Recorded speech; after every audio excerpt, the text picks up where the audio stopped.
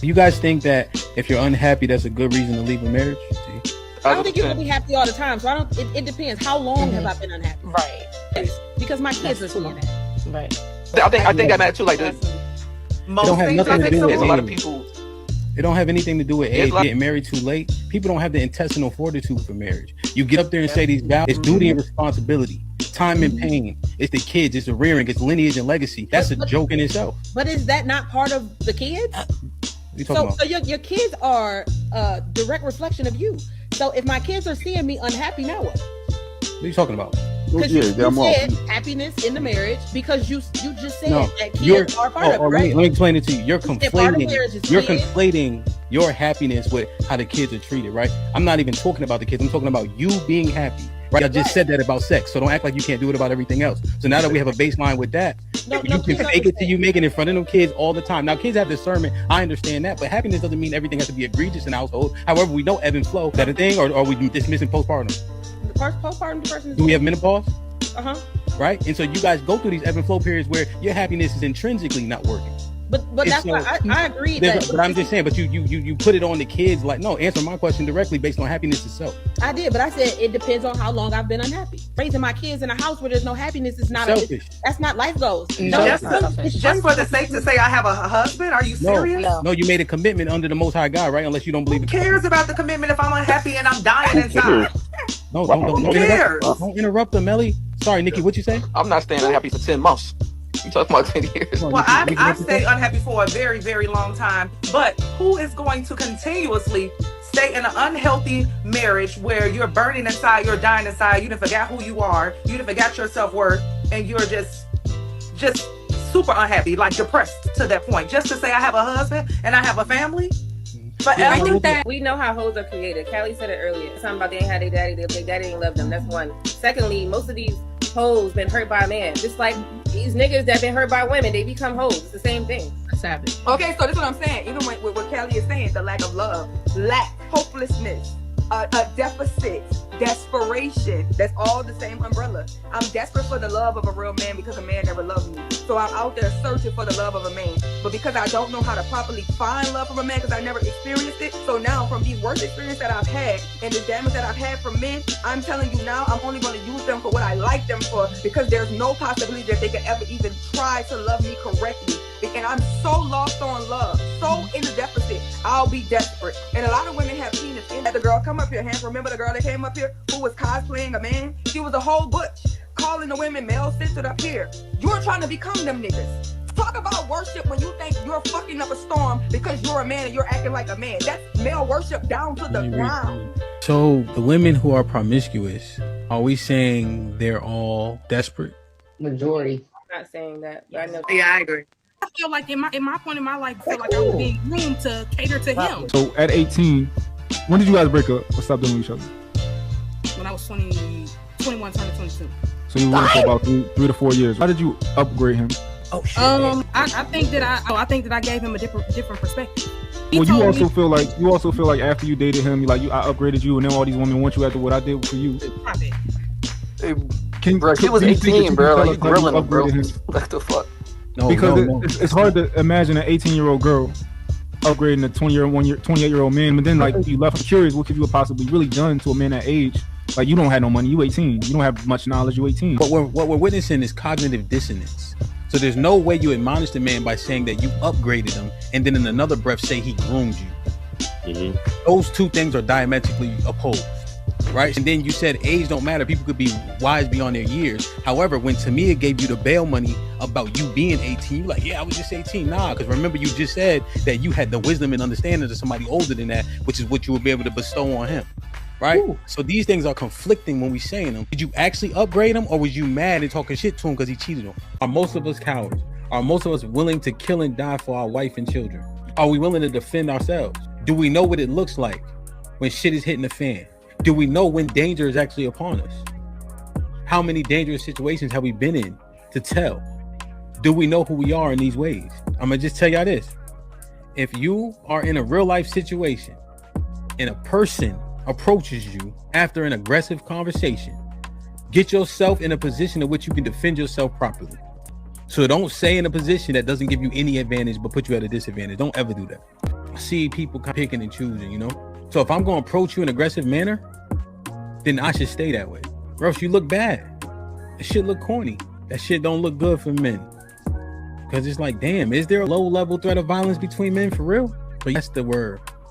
We pump faking. We half stepping. That shit take away from our strength, our bravado, when we don't know how this shit's supposed to go.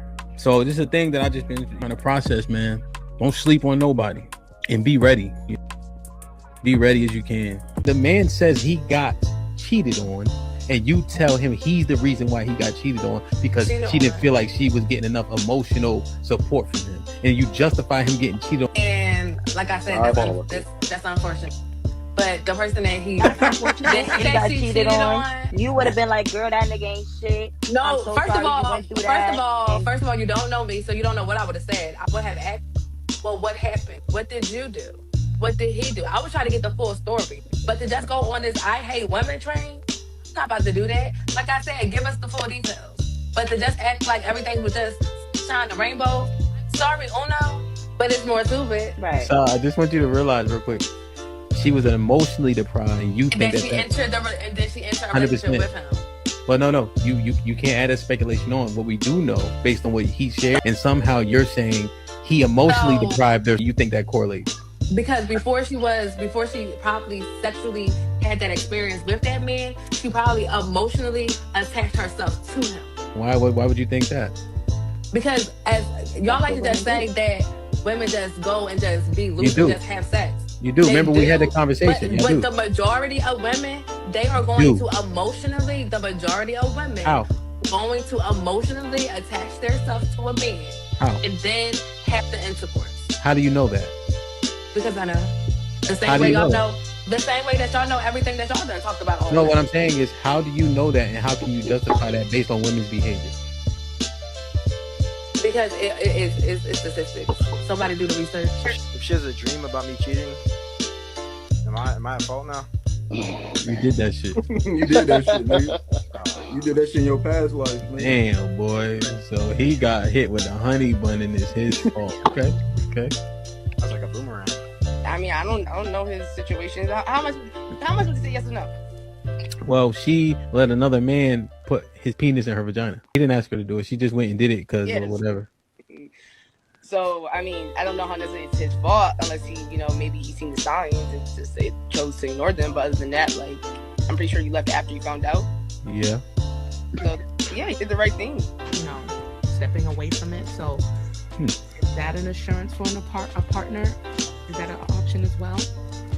Like, fellas, like open book? I got you. Real quick. Hey, fellas, if you dealing with a woman and she call you a partner, get up out of there. Okay. Yeah, let me see. Let me log in that joint whenever I feel like it. Yeah, I think that will work for sure. Yo, that accountability helps people too. If you know somebody else is looking at this shit, like how you reply, what you reply to, the bullshit, right? So like, for instance, this might be risky. Callie and I can see it, and my wife can see it. Now, I don't even really look at it that much because I know that they be looking at it. But also, bullshit get flushed. You know what I'm saying? It like take a weight off you, Right? Because temptation killed the cat. Pun intended. I don't even have a lock on my phone. You can pick up my phone at any moment and go in there and look and see text messages and all of that shit. Don't get a password. You say delete it. It's gonna be deleted. You mentioned that one of the problems was that you have so much access on social media. Like some people can message you, DM, your DMs popping. Him looking at it, is that going to satisfy him that it's confirmed now, or is he just trying to confirm whether or not you're responding back and cheating? The con to that is that he gonna read all that shit the wrong way for sure. Every time, as he should.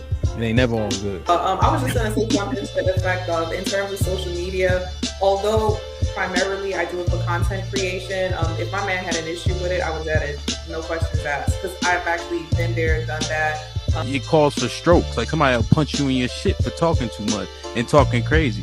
It say that in the Bible? No, it doesn't say that in the Bible. That also equates to. I knew it. A fool lips enter into contention and his mouth calleth for strokes. Proverbs 18:6. Okay. Because I read this shit. I'm just saying I about. did too, 5,000 times. Yeah, so what I'm saying is, well, you didn't know that was in there, right? Put him in the fucking bedroom. Get him out. So.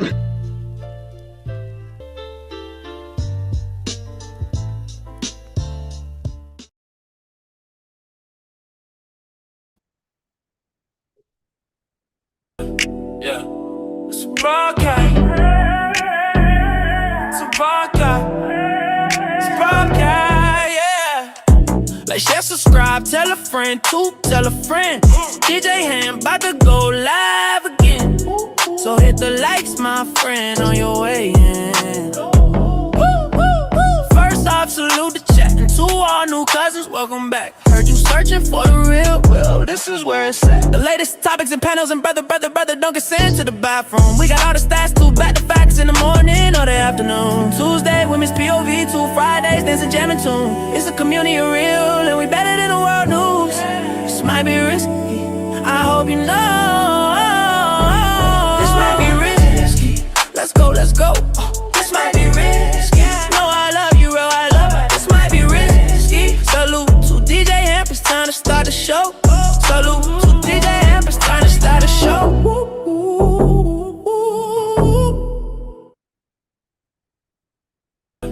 Yeah, it's a podcast. It's a podcast. It's a podcast, yeah. Like, share, subscribe, tell a friend, tell a friend. DJ HAMP about to go live again.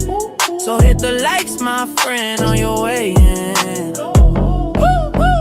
First off, salute the chat. And to all new cousins, welcome back. Heard you searching for the real, well, this is where it's at. The latest topics and panels and brother, don't get sent to the bathroom. We got all the stats, too, back to facts in the morning or the afternoon. Tuesday, women's POV, 2 Fridays, dancing, jamming tune. It's a community of real, and we better than the world news. This might be risky, I hope you know. This might be risky, let's go, let's go. This might be risky, no, I love you, real, I love it. This might be risky. Salute to DJ HAMP, it's time to start the show. Salute to DJ HAMP, it's time to start the show.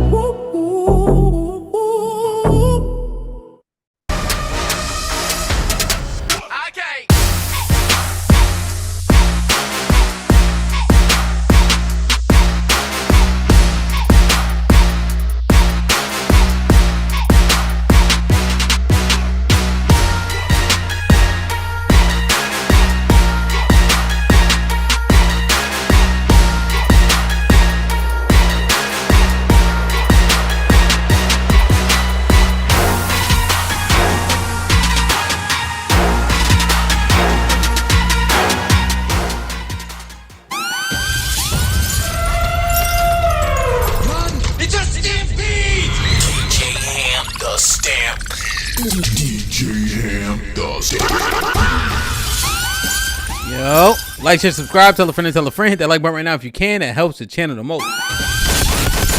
We got a few people late, but they'll be here. Mr. Fantastic son had a basketball practice, so he'll be a little bit late. Strada finishing up his show. We're gonna get it popping.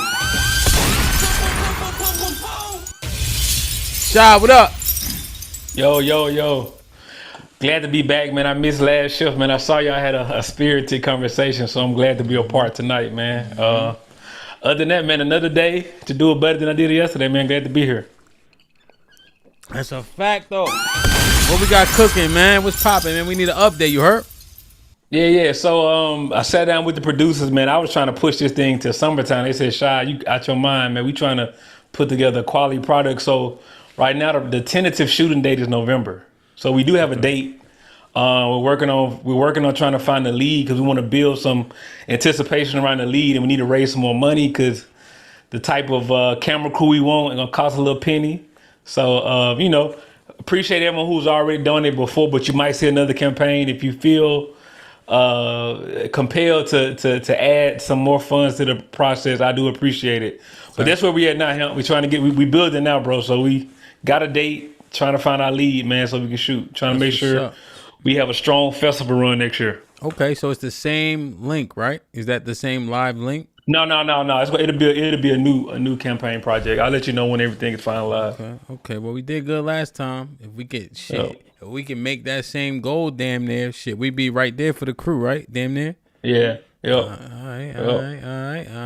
right. So it's like $5,000 or something. I think we can get to it. Yep. Make sure y'all follow Rashad on Instagram. Let me see who working in the chat today. Callie might be driving. Impressed, man. She been swamped with regular work. So we got to see, man, who going to take that lead spot. Saw it, tie it. We figure it out, man. Make sure you rotate the creators' links in the chat to the mods, please. I appreciate it. You know what I mean? Dr. G, what's poppin'? What's up? How you? I'm good. How you all? How's Doing everybody right feeling? thing. I hope well today. Good, feeling good. Dr. G, those veneers? Where? Okay. What we got cooking, man? We sold, what, 6 books last time? We did. I sold books over in the midnight hour, y'all, over here at TMBR. Like, it's unreal. I look back, Hamp, I've never sold a book in the midnight hour. Especially a kid's book.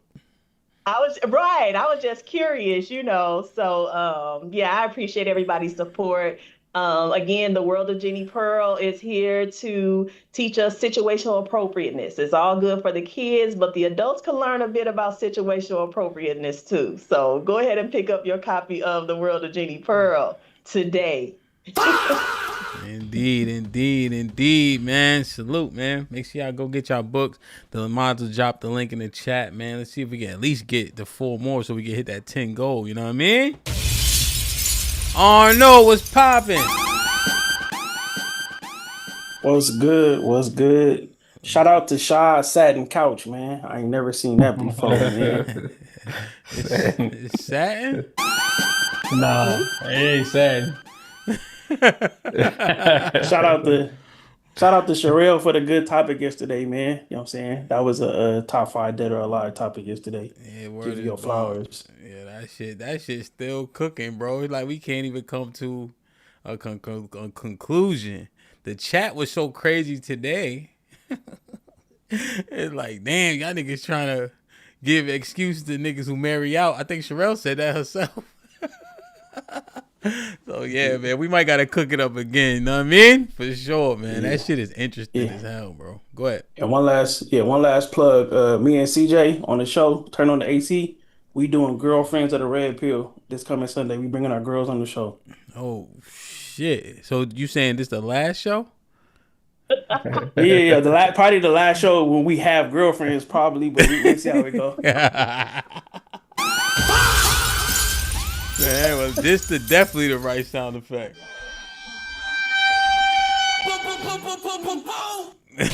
Yo, let's make sure y'all tune in to Arnold and CJ last stream on Turn on the AC on Sunday. It's gonna be 2 separate channels at the Sunday. Turn on the AC now and turn on the air conditioner. It's gonna be 2 separate. So salute to that, man. I'll be there for sure, man. They got to be on camera and all that? On camera, and I'm not even going to be at the same spot as my girl, so I ain't going to be able to cut her camera off or nothing. Oh, yeah, you ain't going to be on the handicapper. Yeah. Word, man. Salute, man. Farewell tour is upon us. Shit like that. Rel, what's poppin'? How y'all doing? Glad to see y'all beautiful black people. What's the word? How's it hanging, man? What you doing here on a Wednesday night, man? I just came back inside so I could be a part of the festivities. Where you get a green shirt from? Walmart. Where do I get all my clothes from? Hampton. Yeah, so you get jeans too from there? Jeans, tights, everything. Walmart sell everything, huh? Food. They sell hair products, makeup. Everything. Not that ass. But like usually we skip over the jeans. You see what I'm saying? Walmart has some nice jeans. They be like $19.99. Why you said that? Why you said nice and then $19.99 and follow it up? I was saying that they're nice and they're affordable. Are they affordable? I think the girls can get away with it. But are they affordable or are they nice? You see what I'm saying? They're nice and affordable. They got the skinny legs, the high waisted. Oh, you saying for $19.99 they're nice? Okay, I see. I'm saying they're nice in general, and they're also $19.99. Like just generally speaking, them jeans is nice. They're nice jeans, yes. So you saying like you got nice jeans and you got the Walmart jeans? You saying, yo, these all nice right here? What nice jeans? That's not Walmart jeans. Huh? Some Walmart sell Levi's. You know that? They sell Lee's. I didn't know they sell Walmart. They sell Lee's. Shout out to Faded Glory. Clock it. Okay? Faded Glory. Faded Glory. Now you told on yourself. See, I know. They be like, you can feel the wind blow through them, bro. I don't know. I don't wear the boy jeans, so maybe it's not for y'all. But yeah, no. Don't sleep on Walmart. Yo, and that's what I was telling them. Shaw, did you see the stream the other day? I'm like, yo, you got a bunch of lames calling lames lame. Right. Yeah, the women be like, oh, these niggas can't stop. Faded Glory is crazy, sure. I ain't gonna lie to you. One wash, bro. They jeans is like the white tees back in the day. They Nigga, flooded. one wash. They flooded out the one wash. Yo, all your clothes is blue after you wash the Faded Glory joint. That's a fact. They still. I really don't wear a lot of jeans. I wear. Oh, now you don't see. Nah. That's. I'm saying I'm not gonna lie and say I wear jeans like that because I just don't. But what you get? So let me ask you a question, man. I'm interested. Why the collars is so big on all the Walmart shirts? They not. I lost weight. Why you touch it though? I'm just saying, like, I lost weight, so my shirt is big. You lost weight in your neck. Huh? You lost weight in your neck. I know, like I'm saying, like I lost weight, so my shirts be big. And yeah, your neck gets smaller when you lose weight. That's why y'all don't have no neck. You see that? See, look at him trying to find his neck. You see what I'm saying? Look at Jesus Christ, Arnold. I'm saying, if you lose a little weight, your neck just start popping out. I'm telling you. Yo, man. Well, shout out to. I hate Walmart, man. I ain't gonna hold you. That Walmart is a wonderful. Is a wonderful. This nigga country as hell. Yo, man. Hey, y'all niggas stay out of Walmart, man. They said it. You got a wanted poster outside of Walmart. Trash, bro. Tiff, Walmart, what up? love to see me coming. What up, Tiff? What's going on, Hamilton? Hi. Come on, Tiff. I told you about that. Now, hold on. I told you about messing up my name. I'm the third, Tiff. My son is the fourth. We take pride in our names. You heard? You know what? Sugar Wooga, what's going on, baby boy? Hey, Hampton. How are you? I'm doing well. How are you? And who are you? Because I saw you earlier, and it wasn't this. New person. Did I talk to Jasmine from the Disney movie? Y'all don't know? Look, it's my birthday in 2 days. We gonna act up between now and for the rest of the weeks. Come on, you want to take a shot, Tiff? What's up? You know what? I don't have any alcohol because we've been dry over here. Word? We did some. Yeah, we're trying to clean. Well, find any reason to take a shot, girl. You knew he was gonna say that. I'll take a shot of lemonade with you. I actually have great. I ain't drink for three months. These last 3 months, for your information. When you're not fighting, when you're not preparing for a fight, you would rather not drink than to lose that fight. We know that. That's for sure, man. For my birthday, twin, you know who you are. Hey, twin, it's our birthday.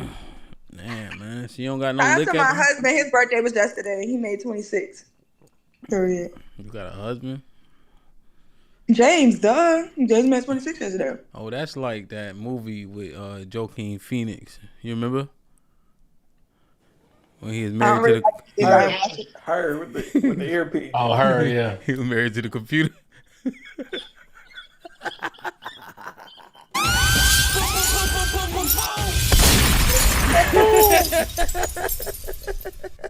You a hater. I'm on the road tonight, baby.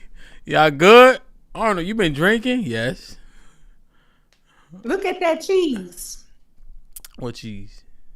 He was smiling. He you ain't warm. Your chest ain't warm. We talking about liquor. So no, I ain't drinking yet though. Run!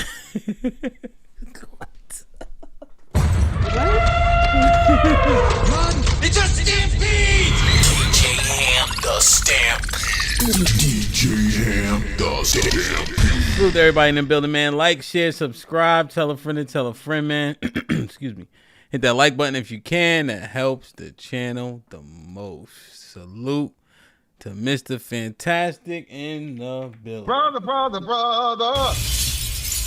Yo, what's good? Oh, y'all put him next to me. He messing up my chocolateness. You gotta put him on the other side. He got his gigolo uniform on. Be chocolate until y'all put chocolate or people next to me. Y'all do know that, right? Huh? Put him by him. I know you're gonna disagree with me all night. You put him next to me. Put me by him. I don't even know what we're talking about. You know what she's saying. Who is dark? Only charge the people I really don't want to. You know what I'm saying? Who is okay? So is Dr. G dark skin? Yep. Is Arnold dark skin? Yep. Really? We all dark up here. Ain't nobody up here like. Tiff is brown skin. Sherelle is brown skin. Yeah. You brown skin. Yeah, y'all three mid skin up there. Mid skin. I'm dark. Yeah. Hey, Tiff, I've seen you in person. Not with that fancy number you got on, Tiff. It's cool to be dark. Now everybody want to be dark. And these motherfuckers want to be You did meet me in person. You right. I'm gonna let you have it. You right. Motherfuckers want to be African booty scratchers in motherfucking the 80s, but now everybody want to be chubby. Yo, man, Dr. G gave me her connect, Miss Fantastic. On the shea butter? Nah, on the teeth. She said I gotta go to Thailand though. Yo. You gotta get the gremlins first? I think so. Damn, man. What's up, man? Y'all feeling good before we get serious? Yeah, my 2 parlays hit, man. I'm feeling real good. What's up? Okay. Yeah, damn, man. That parlay shit got your pockets tapping, man. Yeah, parlay hit, man. Good. My man, he like, I'm up. I said, let me see your year to date or like lifetime last to date. 30. Nah, last 30. He showed me negative every time. He showed me from his inception. That nigga spent $50,000. It was in the negative $4,000. He was celebrating. That's not bad. That's bad. Arnold, he was down $4,000. Yeah, he down. He could have been down 20 bands. Now you down 40. Oh, so that's how gamblers think. I could have been down. Yeah. Could have been down more. Damn, that is a hell of a mindset, man. That is a hell of a mindset, bro. That's how women think when it's shopping, when it's a sale. Yeah. You're like, no, I got it half off. You could have not got it, nigga. You didn't even need it. Yeah, word is born. Wife's like, yo, Target, I think was it Target or somebody? Yeah, they gave us $40, but I said you spent $600. You had to spend $600 to get the 40 back. That means they made they margins. The least they could do is give you $40 back. Like, I don't know, man. I don't know. I'm just thinking, Sherelle. You feel me? Yeah, women's math is different. Women's math is different, bro. They don't count all their bodies. Oh, I was about to say that. So let's say, God, if you had sex with 5 girls named Keisha, you don't count that as one Keisha? 2K, what up? Nah, that's 5 Keishas. Yeah, you gonna forget at least one. I need to be accountable for my bodies. I count mine. Yeah, I think I say I count. You know, Sherelle, there's times where you're like, oh, the girl with the red dress. Cause her name, I don't know if you ever got it. I don't know her name. Yeah. So do you count every girl with the red dress as one girl? No. Okay. Cause she had the red dress at the park at 14th. That's how she be in the phone. Okay. Because you done forgot the name by the time you asked it. And so then as you converse with her through the night, you still got to save her mathematics, but you don't want to ask again. You know what I mean? So you hope that you can engage with somebody that you can overhear the name, but you can't. So now she just a girl in a red dress at X club. You know what I'm saying? That's smart when you think about it. Right?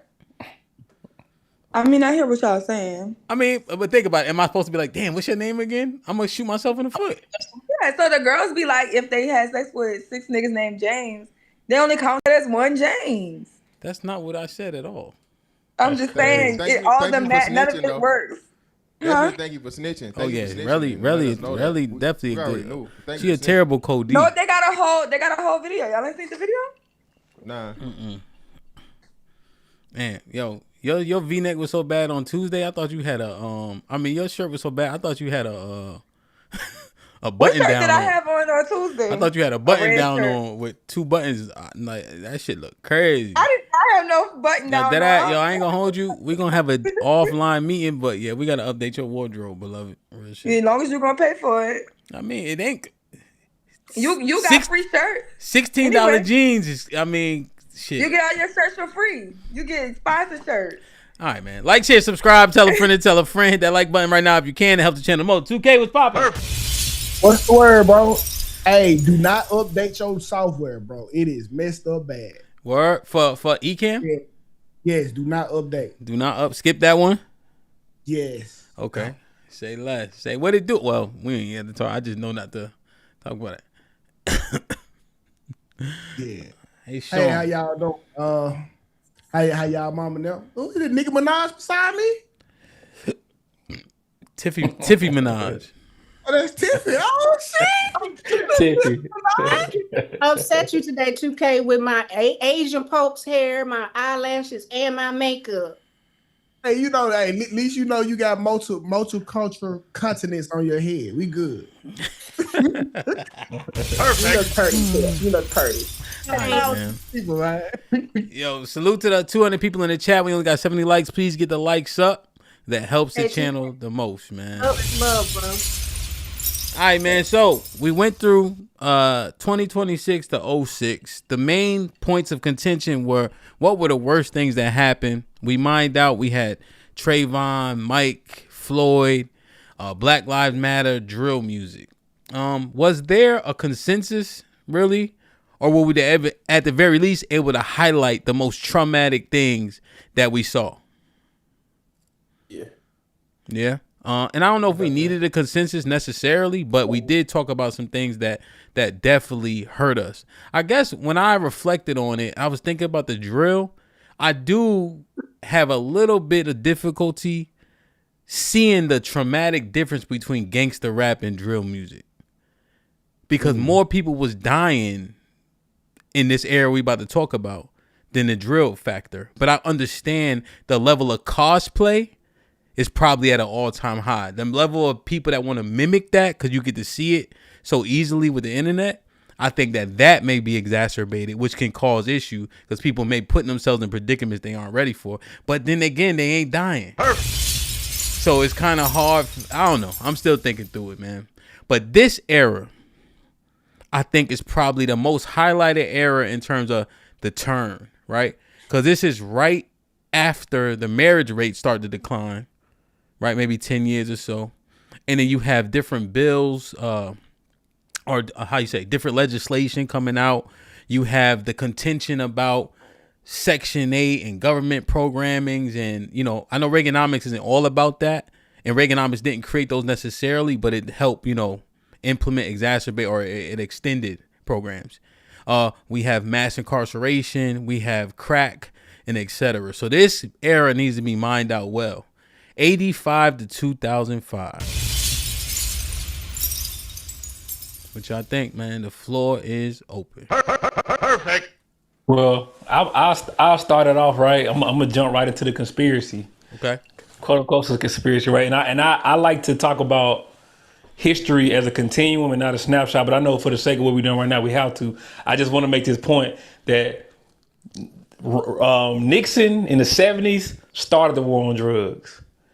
And one of his co-conspirators during Watergate said that originally they was trying to get rid of the anti-left, anti-war left, and black people. And they couldn't make them illegal by being black. They was trying to get rid of heroin, where they wanted to criminalize people who were using heroin, and then the anti-left were using cannabis. That's when the war on drugs started. And then Reagan picked it up. And I mean, I'm sure we're gonna kind of mine through all the different elements, but Like you said, him. A lot of the efforts and strides that black people made were already on a decline. I think in some ways as a punishment to what happened with the civil rights movement. I'm using punishment on purpose because I think the government and other people were upset about things that happened. And I think in addition, as always, right, to people choosing to use drugs, which proliferated what was happening. But I do think, man, the government, it was some planning. This thing wasn't by happenstance. When you really break down what was happening, and I'll say something for the conversation, man, this was a deliberate effort, especially when you juxtapose this with the opioid crisis. That's what I'm gonna start off there. Okay, when you juxtapose with the opioid crisis, that is a very interesting and I think substantive opening. So let me ask you guys, right? Because this is a team effort, right? I could guide us all the way through, but I want to leave it a little bit more open. Pause. That might be a pause. So should we, as the panel, name the things we think were the worst first? Or do you think we should go year, 5 years? What do y'all think? I think we should just name what's worse, personally to us. Okay. Or what we think anyway. And within the crack era? Yeah. Okay. Yep. And I was But thinking the year, because when you talked about the music and the conjunction, I really went back because I don't know the whole song, but I can always remember Hustler, Gangster, Cap Pillar, Break 'Em Off. That's 1996. So I was trying to think, like, when were the first songs even talking about crack or certain things like that? And I only found like 1980, and it was songs that I didn't even know about because hell, I was one. So y'all may be more tapped into it, but I always try to associate, like, what is the soundtrack of our life and what are we hearing? And I know early 80s, for sure, the 90s, all up in top, you start hearing completely different music where it's not balanced out at all. Okay, so Tiff, your main focal point is the music? I think the music coincided with the behavior, but I think it glorified things. So the music was the people telling their story, so it would be things that they've already done aside from the music, right? Like the music is it's a product of the environment. I don't think that was everybody's environment. I know not everybody, but do you think that's a majority? Because the rappers, I think one thing for I really don't think the substance is in music. Let me just say that, right? There's so much happening here. But now I will say, I think our rappers had to live what they wrote about. I think that's one thing that we pushed our rappers way back then a little bit. You kind of had to be of that. Or at least they were telling their story. Now, whether or not they were, may be in contention, right? But I think that we expected them to live that, not like today. I think today they can kind of just rap. But I think it was the same back then. It was the same. Yeah, it was definitely the damn. same. Okay, my bad. That's I'll concede the point just so we don't get stuck on fucking music. Please. I concede. Fuck Ice Cube. So I think I got a good substantive start. I think help. Okay. I think the war on drugs was when we started to see the militarization of the police force, the police state, really increased the power that we gave police precincts, the amount of money they got pushed to deal with this problem where it should have been a public health crisis, but the response was punishment and deterrence through punishment. So you had like the Anti-Drug Abuse Act of '86 with the minimum sentencing. Things like that, where, what was it, like 100 to 1? So like 500 grams of cocaine was the same as 5 grams of crack. And like I said, that wasn't that early. It's the 94 crime bill. Yeah, that was 90. That was 94. That wasn't that early. I mean, I'm not saying you're not, but that time, there's no way that happened in '86. No way. But the crime bill was the cleanup. Well, so look it up. Yeah, what did you say it was called, Sean? The Anti-Drug Abuse Act. The Anti-Drug Abuse Act is separate from the crime bill, right? Crime bill, yeah. Okay. Yeah, but is he saying that's when they started the coke, the powder, the crack cocaine? Look it up. Hey, no, he's saying that's when it got introduced. That's when it got introduced. And that was included. I'll look it up like you said. Yeah, what he's saying is that's when that introduces disparity in prosecution. right? So crack was prosecuted differently than cocaine. Yep. 86.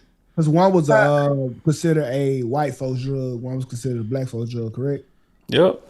Now, 2K, let me ask you, is it that simple? I think for maybe y'all, right? The northerner. Because I don't think the crack era hit down south like it hit the east and west coast. We can't hear you, Miss Fantastic. You saying? I'm agreeing. That's why I'm saying I'm agreeing with him 1,000%. Crack was a trickle. My bad. It's go. Yeah. So okay, but no. But I think it's important for you to speak on that because you guys are both in the South, right? Georgia, Mississippi, and so Florida though. What about Florida? I'm like, what y'all talking about? What about Florida? And it definitely hit us hard. LA and then Miami. Florida different, bro. That wasn't crack. That was powder cocaine. Y'all, that's what I'm saying. Y'all That's not true. It was crack cocaine. Hey, well, hold on. Let him substantiate why he's saying it was not hard. It was soft. Pause. It was definitely soft. Everybody knows it was soft. Crack started in the West Coast, bro. Crack was something that niggas made up in the West Coast, and then it got introduced everywhere else. Niggas was not dealing with no hard down here like that. And then niggas wasn't even in the game like that. It was all fucking Colombians and all the cans. Whatever kind of cans. Colombians, Brazilians. Turn your mic up, Mr. Fantastic. So, Mr. Fantastic. No cans, bro. You didn't say no cans. All the cans, bro. There we go. Wait. Stop. So, 2K, you agree with Mr. Fantastic on that point? Yeah. That I do. I actually do. Okay. Okay, so let's get the retorts right now. I'm gonna monitor. So let's try to condense it so we can have a good synopsis of what you're saying without everybody going so far. So Sherelle disagreed, Dr. G shot. Go in that order, please. Okay, so yeah, I think that the crack era actually was the worst thing to happen. That drug was so potent, it was different, right? This is the type of drug people would sell their children for. It created a generation of kids who was just parentless. Their parents were so busy chasing the high that left a generation of kids not being raised. Sherelle, more specifically, yeah, I understand those points, but more specifically, what I need to understand is you saying that crack did indeed destroy the South like the stereotype is about the North. Yes. Okay, and one thing I'm thinking why I want to hear more is because the costs, right? So even crack, the cost of it, especially in the South, people assume it's a stereotype about the South being poor in comparison to the North. Actual. Yeah, I think a rock is like $5. So why are you disagreeing? Are you saying you like based on what you saw with the people? Like what's your why you disagree with them too? Yeah, I disagree with them because I watched it. Like I watched it obliterate my neighborhood, all the projects. It obliterated my city completely, right? Even today, the YNs are just the grandchildren of the children from who grandparents are the crackheads. That's the worst niggas right now. It's because they watch their parents be the drug dealers selling drugs to their grandparents. Yeah, but hold on. I think y'all misunderstanding the argument we're making. We're doing time frames, correct? Mm-hmm. So Sherelle, your ass wasn't born in no 80 nothing or late 80s. You weren't alive in 85. Bro, crack was in Miami, Miss Fantastic in the 80s, bro. I just was like, bro, you late. Google it. I was born in the year 1994. I'm not trying to argue tonight, bro. Y'all, I'm trying to stay calm, but y'all not listening. We started in 85. Crack hit. Can we all agree that crack started in California? Can we agree? Yes. All right. We never argued about that. Hold on. So what we starting here, what me and 2K is saying is that shit had to get to the East Coast and the South. And matter of fact, it skipped over the South and got to New York first. All like what HAMP is saying, the places where the money was and the niggas that could afford it and whatever, what have you, that's where it hit first. Then it came down to the South last. So I'm telling you, the end crack of crack cocaine, I'm not saying it at all. I'm just saying from the time frame we starting at from like 85 or what we're talking about. There was no motherfucking crack in the South in 85, bro. They had just started this shit in fucking Cali. Hey, can we do some fact checking that way we ain't gotta argue? What I'm saying, it was crack in the 80s in Miami, bro. You keep saying the 80s. I'm not disagreeing with the 80s. I'm just talking about at what stage of the 80s, Shad. We saying, well, I guess mid-80s. You ignored that. It wasn't the mid-80s. Couldn't have been. It wasn't, bro. It was not. Let's Google and see. Even if so, Shad, like I don't think Southerners, the majority of Southerners couldn't afford crack. Now we can look at South as we can look at Florida as the South as location wise, but it's very much not so the South, bro. Crack was cheap, bro. That's the point. Crack was cheap. Crack is cheaper than coke. That's what I'm saying. Crack was cheap, but the thing is, again, you had to have the niggas to go from and migrate from Cali to these other different places and introduce it to them.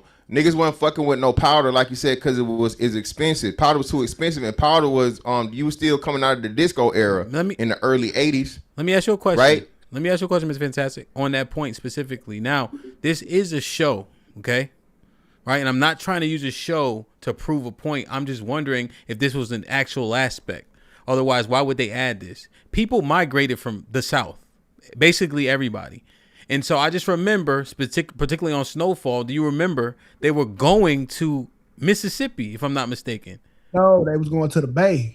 No. Remember the After. Yeah, do y'all remember who I'm talking about? The girl that was with the guy that is squabbling. Squabbling. The auntie. Yeah, the auntie. She was going to Mississippi, if I'm not mistaken. I think it was Arkansas, Alabama. But I'm just figuring tomato, 2K, right? Like, I mean, that's... Well, no. So, are we saying that's just fake? Are we saying that's just fake? No. Even if that's the case, though, listen to me. Arkansas is as far fucking west and north-south as you can get.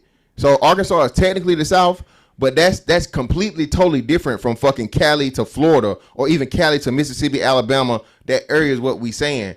And it's further proving the point I'm saying. It was a migration effect. It was a trickle across or whatever you want to call it. All right, so Mr. Fantastic, if you don't mind, let me summarize it, right? You and 2K saying that it's not the impact. You saying that's too far, but you do agree it got a little bit over, but not that far. And in Florida... So what we saying is in the 80s, you didn't start seeing a heavy impact and influence of crack in the deep South until late 80s, early 90s is what we saying. Okay, it wasn't ravaging. But I guess my point is though, right? Why are we taking so much time to discuss that, right? We saying that, it still got there. You saying just a little bit later. I'm not asking we do year by year. I'm saying we have this 20-year span to understand what hurt us. I can see it. It definitely ended up everywhere. All right. Go ahead. See, okay, so I'm gonna just say this, then we keep moving. Okay. Like, I think because we seen the effects of what it had already did to the East and the West Coast, it's like still to this day, like anything white is looked down upon in the South. I don't think it hit it like it tore up the East and the West Coast, bro. Okay, so 2K. I know that we're crackheads, but crackheads are a few in between down south. Okay, you might find more rhinos out there. It wasn't no Harlem. It wasn't no Harlem type shit. It wasn't no Compton type shit going on to where you had in Baltimore, right? So that's what we saying, Hamp. So the best thing we can say is like, of course now modern time you got bandos and shit and whatever. You got J's.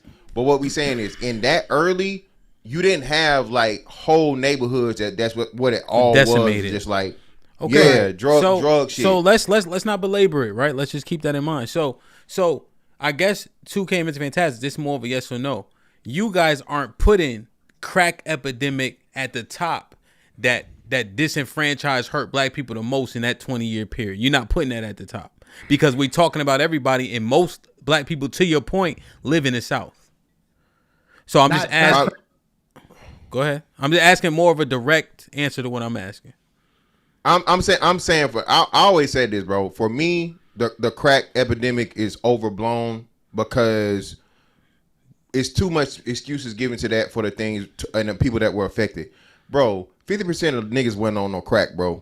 50% of niggas wasn't using, 50% of niggas wasn't selling, okay? Now, in certain areas, it was extremely heavy and hit, like Cali, New York, Baltimore, whatever, right? And it's fucked up. And it had an uptick in prison and shit. Okay. I'm not saying for the time frame, it's not the most detrimental. I got to see what else we come across. But my personal belief is just way too much gravity always given to the crack era and crack and this and that and other. Niggas make excuses when, again, you know. Okay, yeah. That also, Miss Fantastic, I understand your point. That's also an example of not condensing your points. I just want to make sure everybody pays attention to Mr. Fantastic there and condense your points just a lot a bit more than what he did. But we do understand where he's coming from. 2K, do you agree with Mr. Fantastic? He said a lot. No, I don't. I'm gonna just be quick. I do think that crack was horrible. I just don't think that it affected the South like that. I think we was already still struggling from poverty. Gang violence had went up dramatically, and I think the jury curve. Interesting. That's Cali nigga shit too, though. Blame them. All the fucked up shit come out of California, by the way. That's a fact. Yeah, what's the documentary? The 10 years with the Bloods, that one is in Little Rock. Yeah, all that shit. Yeah, because that's part of the pipeline. Yeah, that's part of the pipeline. Can we all come to a general consensus that California niggas are the most underachieving group of Black Americans we got in America? The most detrimental. Can we all come to that conclusion? Yeah, the most detrimental. That, and then them niggas bringing all that jail shit to the streets. You know, bringing jail politics out into the public. The Jerry curl, crack. We're talking about years, bro. We not talking about states right now, bro. What we doing right now? Y'all tripping, man. Hey, man, what we lied though? Where we lied at? Cali is pretty highly ranked with being despicable. I ain't gonna lie. Wow. Go ahead, Arnold. You got the floor. What do y'all? Oh no, Shad, you wanted to respond. Yeah, because we saying stuff. We ain't really substantiating things. Like, we saying things like not like that, not that much. I mean, violence in America literally was at one of its peaks during this time. Incarceration of Black men was at the highest during this time. Now, I will say that there were strides being made in the middle class. So, right, the idea that it was overblown, though, I don't know how Miss Fantastic determining like what does overblown mean. I don't quite understand how was the impact overblown? Because of the percentage of people that were affected. So again, if you still have the less than 10% of people that are affected by it, we just give way too many excuses to it. The crack era. Everybody went on crack, bro. Wait, so when you say impact, you think the only impact are the drug users? No, I said I included the users and including the users and the abusers. You still don't get more than 10%. So right, I got you. So again, to me, it still sounds like you only focus on the people that are using drugs. What about the people that are using drugs? They go to jail. When the breadwinner goes to jail, the family loses income. The neighborhoods, there's no father. So right, the destabilization of like urban neighborhoods. So property values going down. All these things are happening at the same time while people are just going to jail and using crack. That's just a singular event. And both people were willing participants. Both sides. But he's saying though the impact, right? Regardless of who. So you have the drug dealer who goes to prison, right? And then that person has a family, right? And then people have related to him, and then, people beget violence, right? So when let's level set. So what percentage of the Black community? What percentage of the Black community is affected by crack? That's the key. That's what I'm asking. I want somebody to tell me. Somebody give me the percentage. All right, so affected. If we say affected, we could get to 50%. You definitely can't. Absolutely. Yeah, we can get. If we said affected, think all right, about so let's affected. Let me ask I would clearly. say more than 50. I would say 60. Let me ask clearly. Let's go around quickly. 2K, a number. 50 plus. Relly. 60. Dr. G. I would say 60. Arnold. I'm saying 50, but mathematically, I know we could get to 40 for sure. Yeah, yeah. Strada, what's popping? What's going on? Good afternoon, panel. 60%. Tiff. 50. Shad. I'm gonna say 40. 40%. And Mr. Fantastic, you're saying you're going by, or what are you saying? I'm saying no more than 15, 20 if I'm being gracious, bro. 20% of our entire population. Most. Yes, at the most, and that's me giving extra for the sake of just whatever. Let's say There's you no weren't fucking being. way. Let's say you weren't being benevolent. What would you give it? 10%. 10%. And I think I'm still over. I'm still overselling it at 10%. Wow. Okay. So, Black Lives Matter was worse for the black community than crack. Wait. No, that's now you're mixing two different things. I'm asking. You're mixing two different things. No, that's not. I'm not making that claim, and I'm not trying to have some pointless fucking argument about something that was never said. I'm not even bro, trying that shit is over with. We in 85 to 2005. So whatever else we was talking about, that shit dead. We talking about this time right here. It's not dead. I'm asking the question. This is the simple question, Miss Fantastic. Would you rather have Black Lives Matter or crack? I think we would. Would you say Black Lives Matter? Yeah, clearly. Okay. That's it. Now, Black. Go ahead, quickly. Yeah, Black Lives Matter wasn't killing niggas. Niggas wasn't dying. And what's name from that for the most part? Yeah. So yeah. Okay.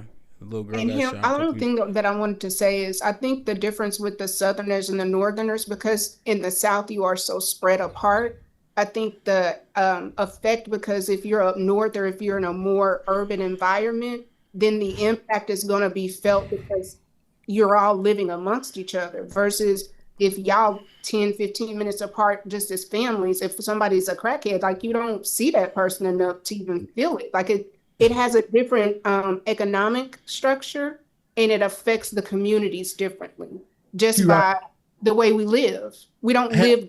So if you were removed from it, I can see why y'all would say that it did not affect it. I saw it. But I mean, I lived in a crack city. I know a bunch of crackheads, right?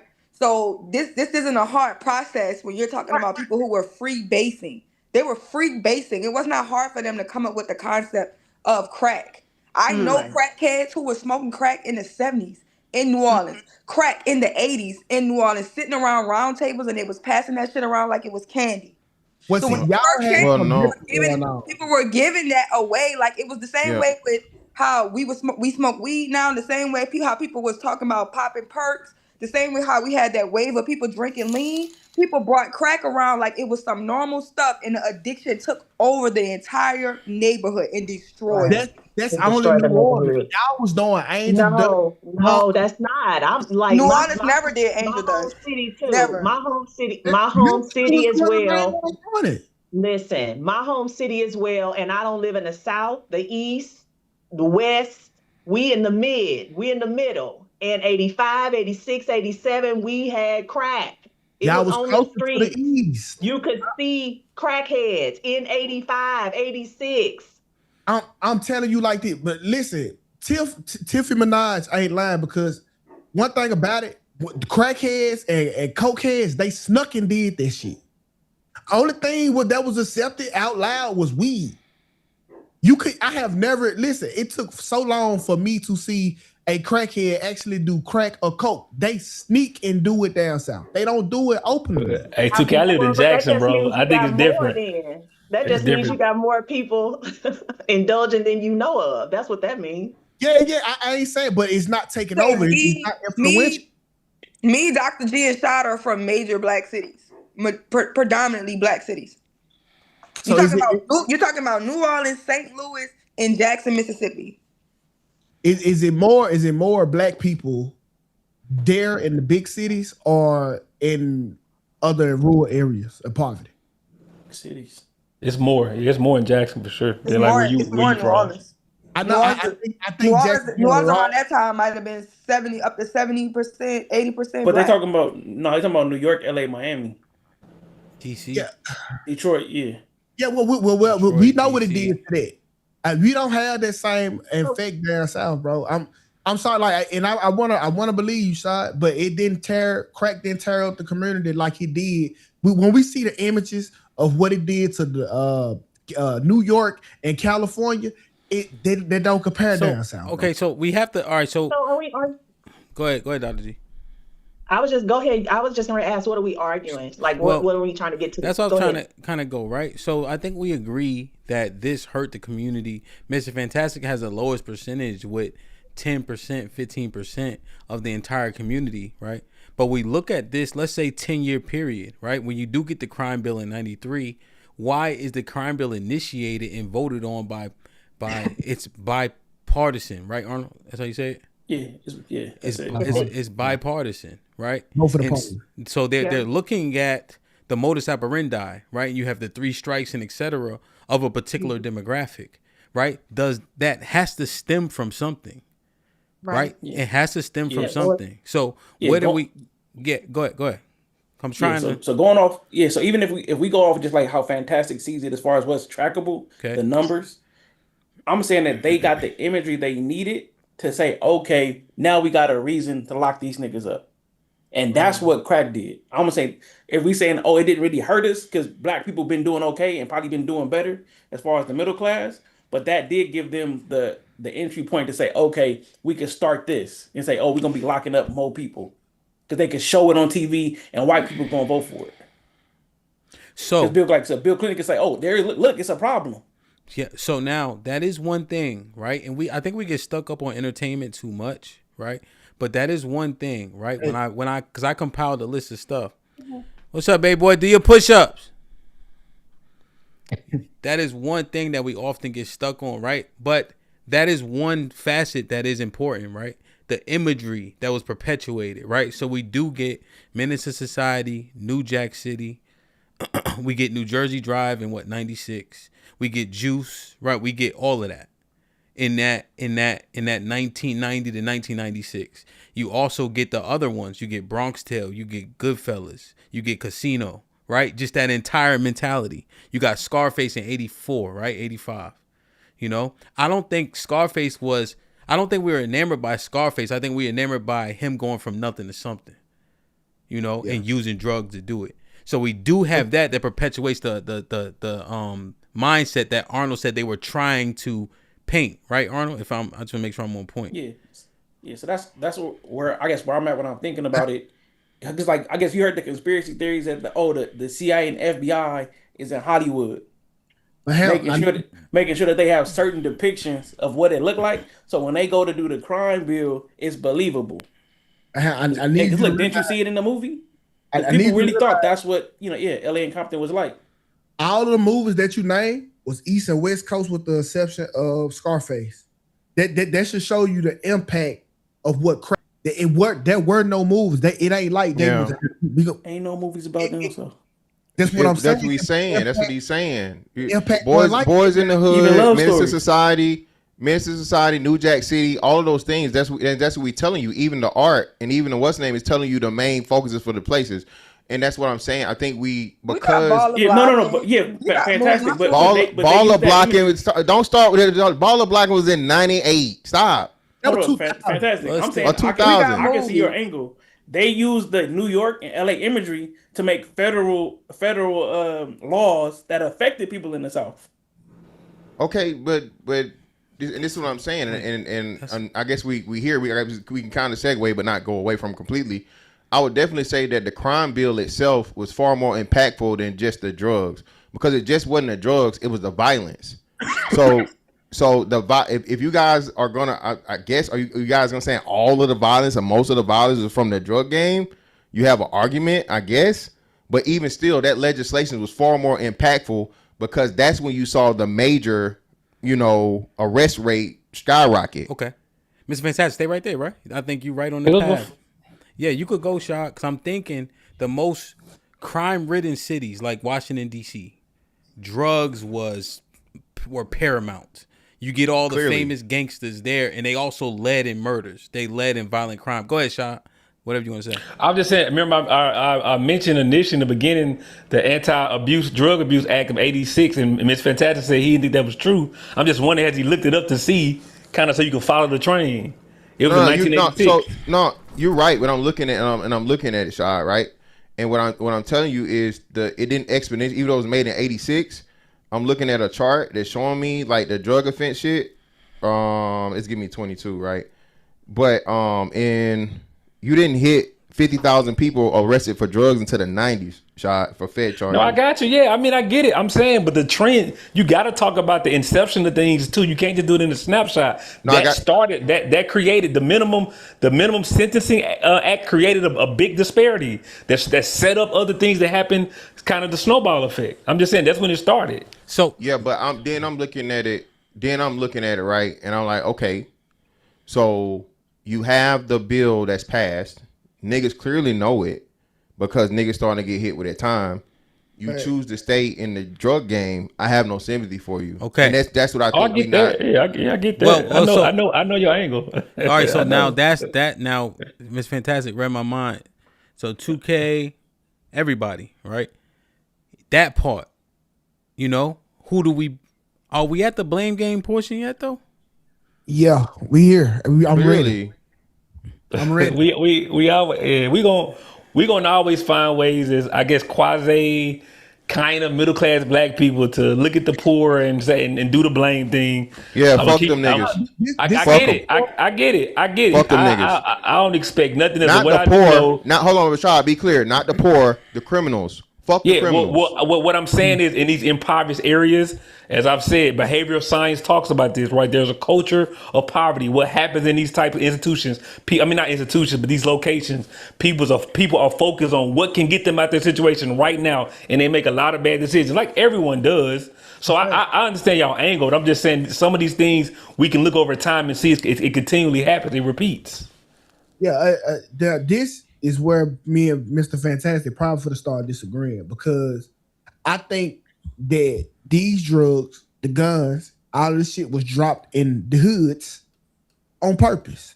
Like if you put crack here, somebody's going to eventually find out how to smoke it. All right, like this shit coming from Colombia in crates. How did it get here? So Mr. Fantastic is going to blame the black community for distributing it. But let's talk about how it got here. It wasn't made here. It was purposely put here. And that's more so of the problem, because in order to the government, they do a lot of marketing, right? So in order for them to solve the problem, they create the solution. So they know what we finna get some free labor out of this. We finna get these niggas hooked, and we finna fuck the community up some more.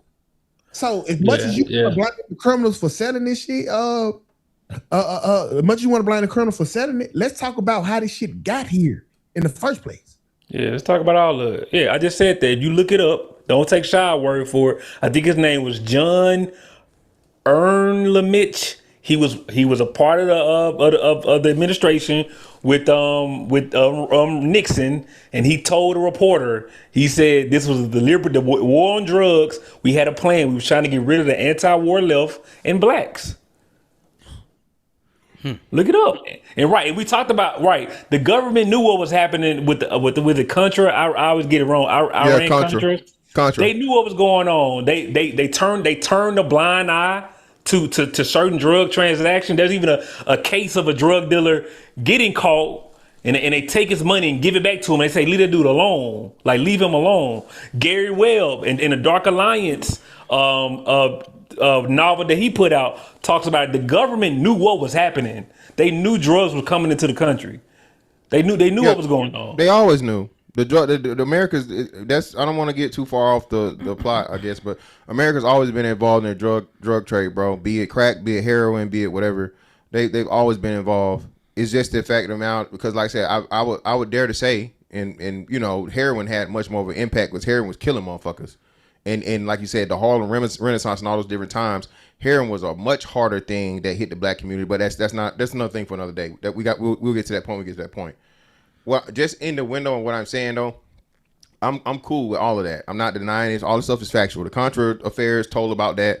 You had CIA operatives admit to it. You had the drug dealers and shit tell you. My thing is still this, right? You have to hold us accountable because nobody made you sell it. Nobody made you do it. You chose to do it. And unlike the Italians who said, hell no, we don't fuck with that shit. Give it to the niggas, right? Niggas decided to predate on ourselves, okay? And now we're going to defend the motherfuckers that, no, nigga, no, fuck them. They ended up where they deserve. You feel like we're defending them? No, that's not defense. Not defense. That's what you're doing. If you do anything, hold on, let me finish. If you do anything other than say, hey, nigga, I don't give a fuck if you put the crack in front of me, I'm not going to sell it. You're defending them. But see, my dog, what you forgetting is we was the entire United States lab rats. The first people who did crack didn't know what it was going to do. and then they told somebody else about this great feeling. Think about the first time somebody discovered coochie. Nigga, I'm gonna go tell somebody about it, and they gonna want to know. And then I'm gonna tell somebody about it, and then they gonna want to know. That shit is spread like a disease, bro. So by the time we can even assess if this was good or bad, the whole area was shook. I got you, 2K. But again, like I said, and I'm not trying to get off the thing. You saw Ray, right? Ray? Yeah, Ray. The movie Ray. Yeah. You saw how that boy had motherfucking Ray Charles acting. Okay, it wasn't a new high, bro. It crack as much as niggas tell you. You've ever talked to a junkie for real?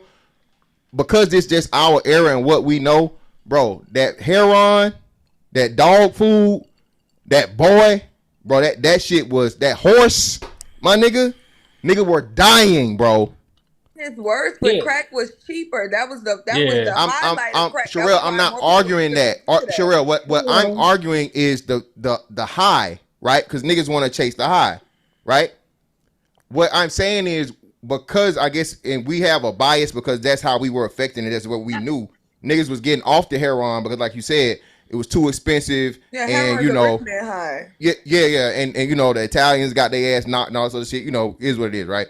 What I'm saying is the high wasn't new. So when a nigga tell you, a nigga just gonna follow whatever the new drug is. A junkie gonna be a junkie regardless. So yeah, I'm with you, Miss Fantastic. I guess what I'm saying is we're helping them for them by saying it affected the community. What I'm telling you is somebody put drugs in your community, it's going to affect everybody, even the people that's not drugs. Yes, it's affecting everyone. It's affecting everyone. If your children have to go to school with the children whose parents are on drugs, it's affecting your kids. It's affecting everybody because crackheads are thieves. Crackheads was breaking into people's shit. Not to mention the drug dealers. The drug dealers beefing over territory. The drug dealers beefing over things. That's what started the gang shit. That's when people start robbing people, shooting people. All crime and all of these different things. And you think that just because you're kids and you are an innocent bystander? No. That you can get taken advantage of in the neighborhood where things are where drugs are just riddled. Because the drug dealers are literally running the neighborhood. He's saying his opinion is it's largely based on decisions people are making. And so too many people made a decision to participate, and so by proxy other people who didn't are affected. But if those people don't make that decision, then it's a moot item.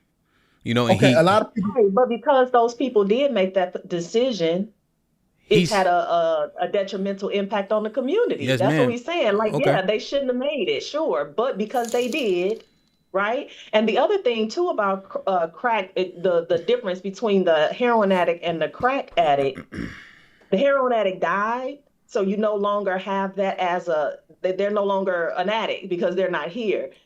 The crack addict, though, lived all on crack.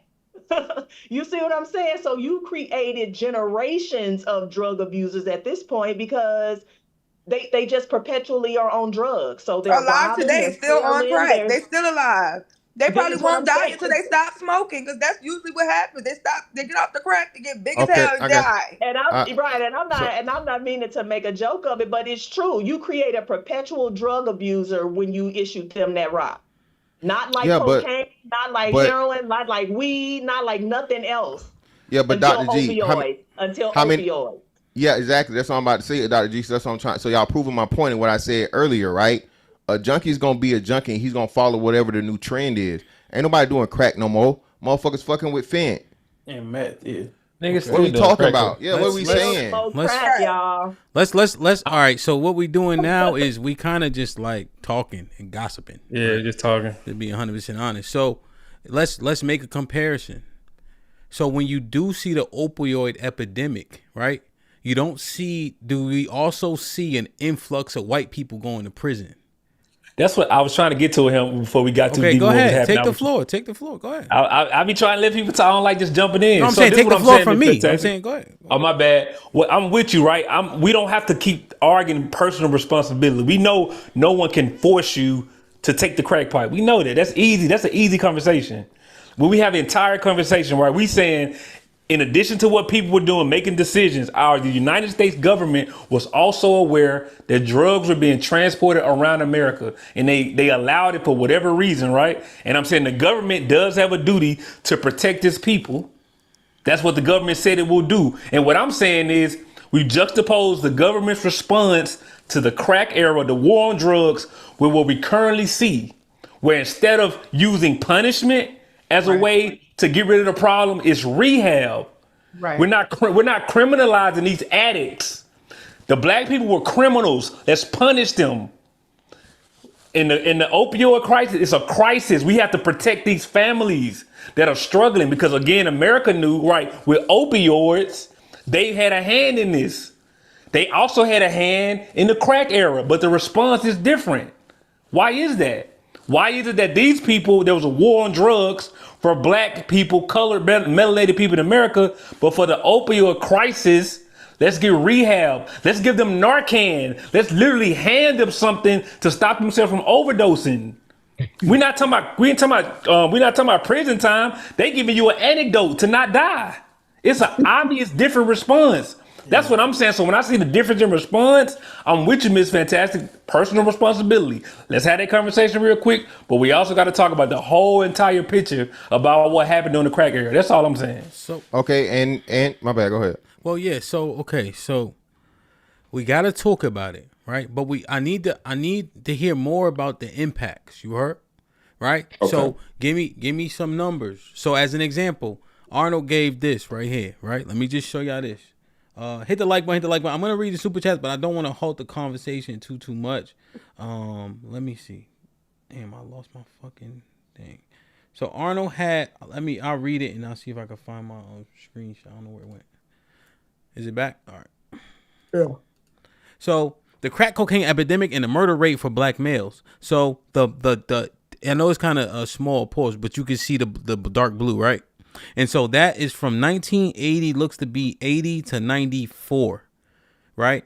And so in that, look at the spike in those years. That's also the onset of the drugs, right? So the crack cocaine epidemic and the murder rates for black males, it spikes, right? I can't see it. Okay, I can. You got that be going up. Yeah, it's exponentially. It's 2 times what it was. So 50 to it was like 100%, 75 over. Yeah, 100%, over 100%. Yeah. And so we look at that, right? And then so now you have the war on drugs and etc. And then Shah was making a point. Well, he made a point before about mass incarceration, right? I think all this stuff, and this is me just speculating, is intertwined to me. Mm-hmm. It has to be, yeah. And then the privatizations of prisons, like it was just started like money on top of money on top of money. Like it started creating a system that like it just rapidly fed into each other. You had the criminals, then you had the person getting addicted, then you had the criminalization, then you get the court system, then you either got to go to prison or now you get into probation. If you go to prison, you got to be able to call people out, put books. Like people found a way to make drug abuse lucrative. Okay, let me introduce this, okay? Because we've been talking about this ad nauseum. Now, one thing we often harp on, right, and I don't want to derail, but we have to bring something into the conversation that also could be as detrimental, right? We had the conversation ad nauseum about Section 8, right, and the dissolution of the families during this era. Is that simply intertwined as well, or is it because of the different federal programs that are often talked about over and over and over that dissolve the families here? Yeah, so I think the first blow was like all the factory jobs. So you had the destabilization of urban neighborhoods, white flight, that happened, right? And so then you did start to have the rise of single mother-led homes, and the crack era just kind of was another blow to knock a nigga down for a 10 count. Okay. I just think because you already lost jobs. Now you lost jobs. Poverty has increased. Then you bring a cheap drug in that everyone can get their hands on. Okay. It exacerbated the problem even more. I think like you find out that your girl picking Uncle Sam over you, and you having a problem with the kids, and they go a $5 crack rock that can make me forget about all of this. I think that's the perfect combination for a horrible storm. And I think that's what happened, bro. Like because all men have vices. If you taking care of your family, you got some type of vice, whether we know about it or not. But it's this new shit around, and it make you not think about nothing, and you get so high you nut. So now I'm killing two birds with one stone. Hey, let me hit that, cuz. And there we have it, bro. A new generation of junkies. What kind of damn Diddy drugs? No, man. No, bro. If you ask anybody that ever did crack or cocaine, the first high get you have an orgasm off of it, bro. So I'm with 2K. I know so many crackheads that, and I ain't never heard him say that. You ain't never asked a crackhead about an orgasm. I hope not. Let's take his word for it. Yeah, I'm just saying how I think a lot of things were like cemented, right? Like the destabilization of the black family during this time, it was like cemented. I don't know if we ever quite bounced back all the way we were before. And you got to go a little bit before this, like kind of in the 70s. But I don't think we ever bounced back from this time period, which is why I think it's so detrimental with the amount of men. Like I said, incarceration rise like 100%. One of the peaks in violence in black neighborhoods of black men, the homicide rate doubling, all these things happen, and I don't think we ever quite bounced back to the strides we had before this time period. Which is why I think it's arguably one or two as far as worst times for black people in America. Okay, and so is the Section 8, all that shit, is that a little bit before 85? Is that why we not? It started before it. Yeah, it started before. And now let's be clear about the hyperbole in 2K's point. I don't know if it's a wet dream causer, but one thing we do know about people who are on drugs is they always chase that first high. And because they can't achieve that exacerbates the other issues with the stealing and etc. So his point is noted, right? They looking for how that first feeling felt. So I just want to make sure that's clear. Okay, so go ahead. And I also think there's another thing, and we'll talk about, right, like even like I said, the police state, the militarization of the police force. Like I always say, these issues are so complex because even black people during that time was actually pushing for this. Mm-hmm. Because it was so bad. But then you see, we was trying to solve a problem right now, and now we see like what that did for our communities when we kind of authorized the police to kind of come in and deal with drug abuse and drug addiction in this way. Yeah, and when we start complaining about the crime bill, that's what gets thrown right back at our face. Well, the people wanted this. The people voted for this, but they didn't see the small print. So they didn't understand the ramifications of that bill. So Dr. G, Arnold, right? I want to ask y'all too, and then move in Strata. See, that's what helps fucking Mr. Fantastic's point though. Because it's like we be irresponsible, allowing people to dictate things to us. You know, we just accept what they say, what they tell us on face value. Because it's your responsibility to read and to know what the bill says. Right? And it's like we say, you help us. Okay, give us this, then give us that. And when they give us the shit that don't help us because it benefits them, we looking like, damn, y'all shouldn't have did that. But they continue to do that over and over. And we keep on accepting shit. That's Mr. Fantastic point. It's just, it was in a microcosm. Now it's macroed out. So I want to hear from Strata, Arnold, Dr. G, and then you could jump 2K, of course. Gotcha. I think personal responsibility is huge, but I think the ramifications, it spreads outward, right? So it starts with the individual abusing the drug, and that's what Fantastic point is strong. But the family members, the loved ones that are affected by that person using said drug, it spreads throughout the community because this person that's now addicted to said drug, they're breaking into homes that are within the radius in which they live. The families are now forced to either isolate said individual or the ramifications of them leaving the home is now affecting more than just the person using it. So those that had never experienced any of these drugs at all, you're still affected. And it kind of has a bubble effect. I think that on top of that, so you have the person that's affected said community in 86 with the Anti-Drug Abuse Act. What made that so crucial is it had a lockup ratio of 100-1, crack versus cocaine, right?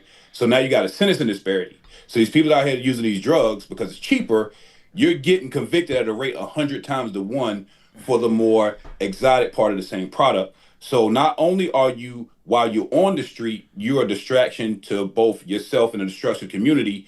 Once they get you, you're locked up at a rate 100 times those that are doing the same substance in another form.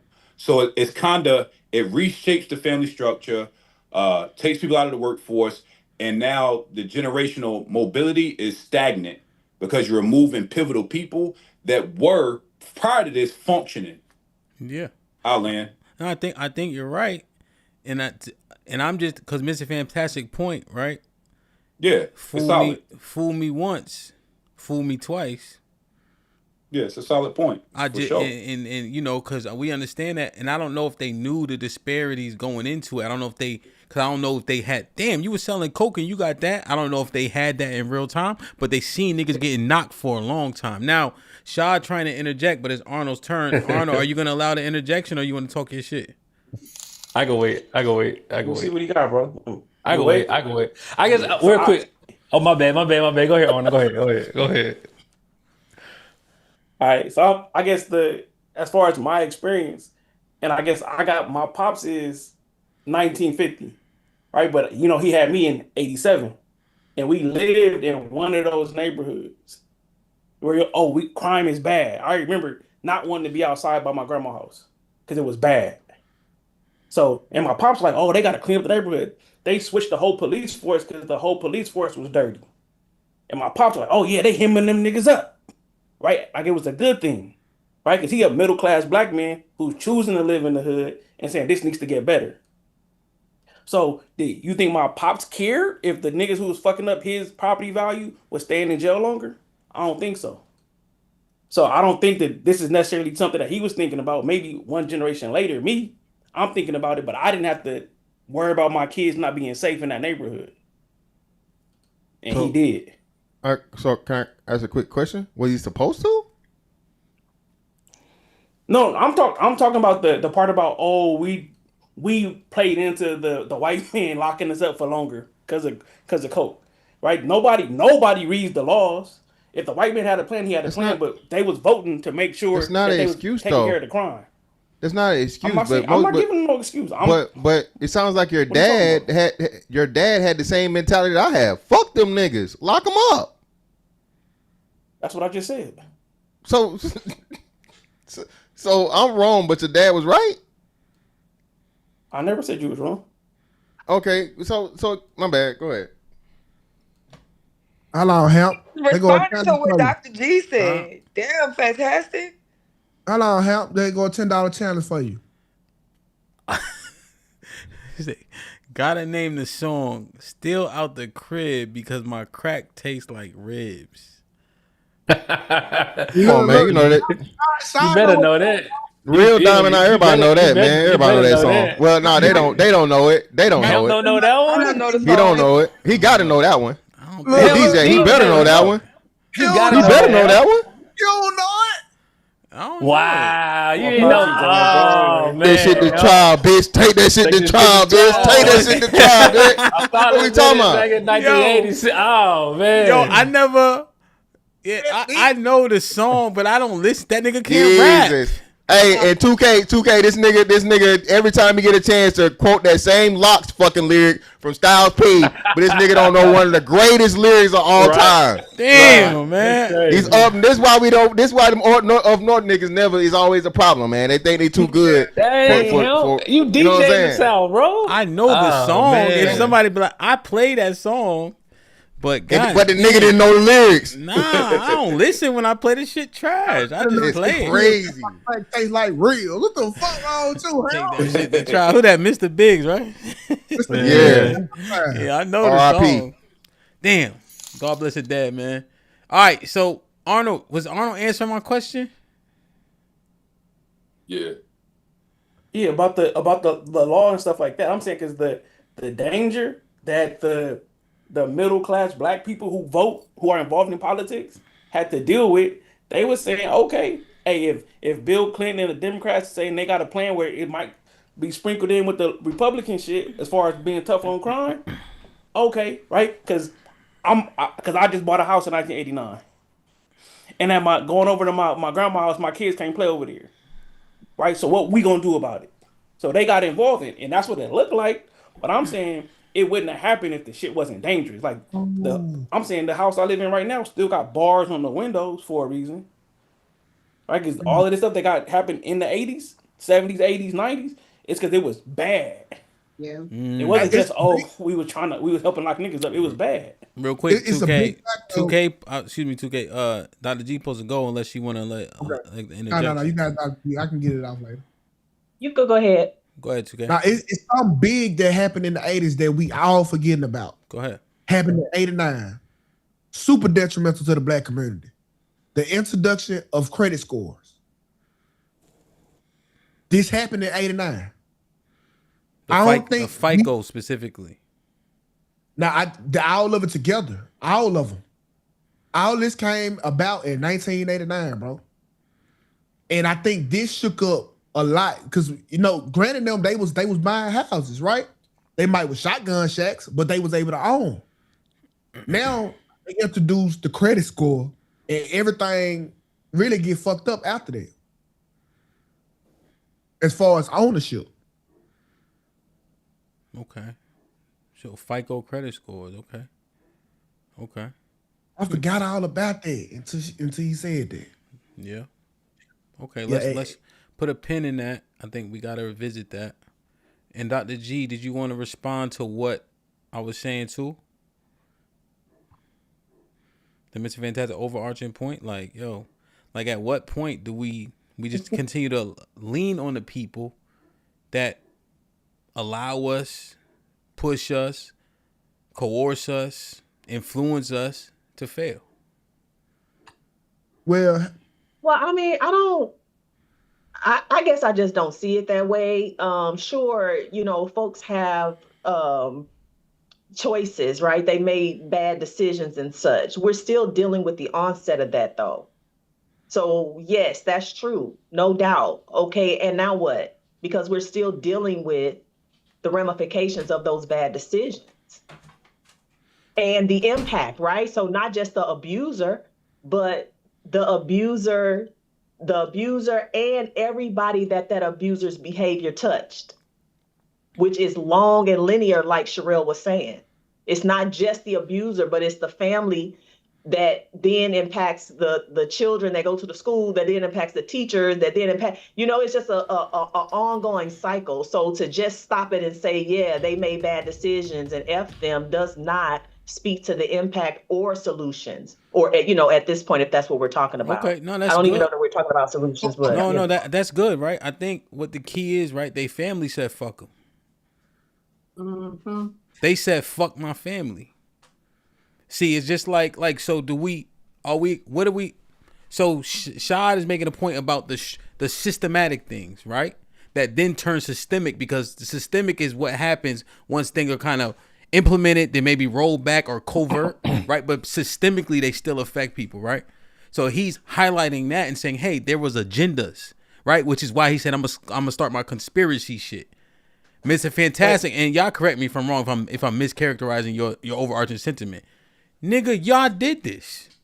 Y'all didn't have to do it. And he made his point. Wait. Let me finish. Make sure I got to sensationalize it. Right? He said the Italians ain't start smoking crack. They said get at to Bumpy and them niggas. Right, Mr. Fantastic? Yeah. And so, so like where we at with it? That's what I'm asking. Didn't y'all invent crack? So listen. So I think we got the luxury. We got the luxury of speaking from retrospect. Yes. All right. Back then, I don't think the government had the name that it has today. So we trusted the government. No, wait. I know what you're thinking about. You're thinking about COINTELPRO, but keep in mind, we didn't find out that information until what? Nixon. So Nixon would have been before. Nixon before. Well, yeah, but we didn't find out that information until long ago. We didn't find out about the CIA and the Contra stuff until long after. Bush. We are speaking from retrospect. All right, yeah, so but it's easy for the government. Hold on, wait. Let him get his point on. it's easy for the government to still finagle the people. Like, hey, listen, we got y'all a bill to help y'all out. And Dr. G say, well, y'all should have read the fine print. But back then, if the government, if the overall consensus is the government is here to help us, why do we think that the government will fuck us over at this time? So this is how we get manipulated. Let's not think about what we know now. Back then, they still in the process of the trends that the government got the people in. Okay, so but also think about it. We didn't know. Let me ask something real quick. I'll ask him something. So let me. This is kind of for everybody, but mostly for 2K. So we didn't know we were being redlined. We didn't know gerrymandering was happening. It got a name after we figured it out, and when we figured it out, it was too late. And think about how long it took for the word to be spread. This ain't like you send an email out and everybody know. That is an interesting point. Go ahead, Sherelle.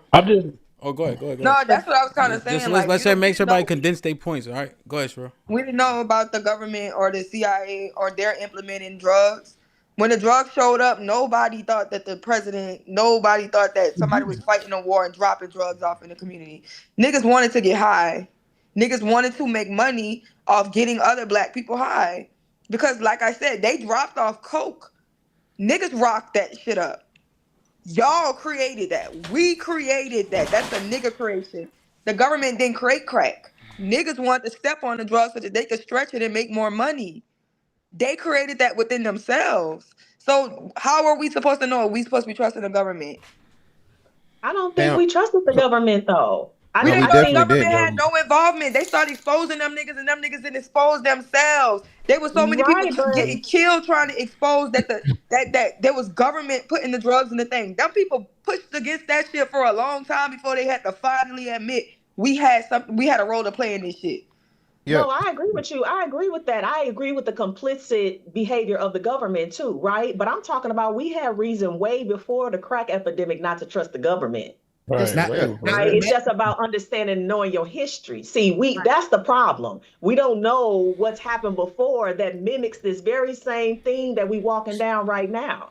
That's how now, if we're looking at it, we can make a correlation between what's happening with the crack epidemic and this opioid crisis, right? It's a re-up of the same thing, y'all. I've said it before. Like, this stuff is replaying itself.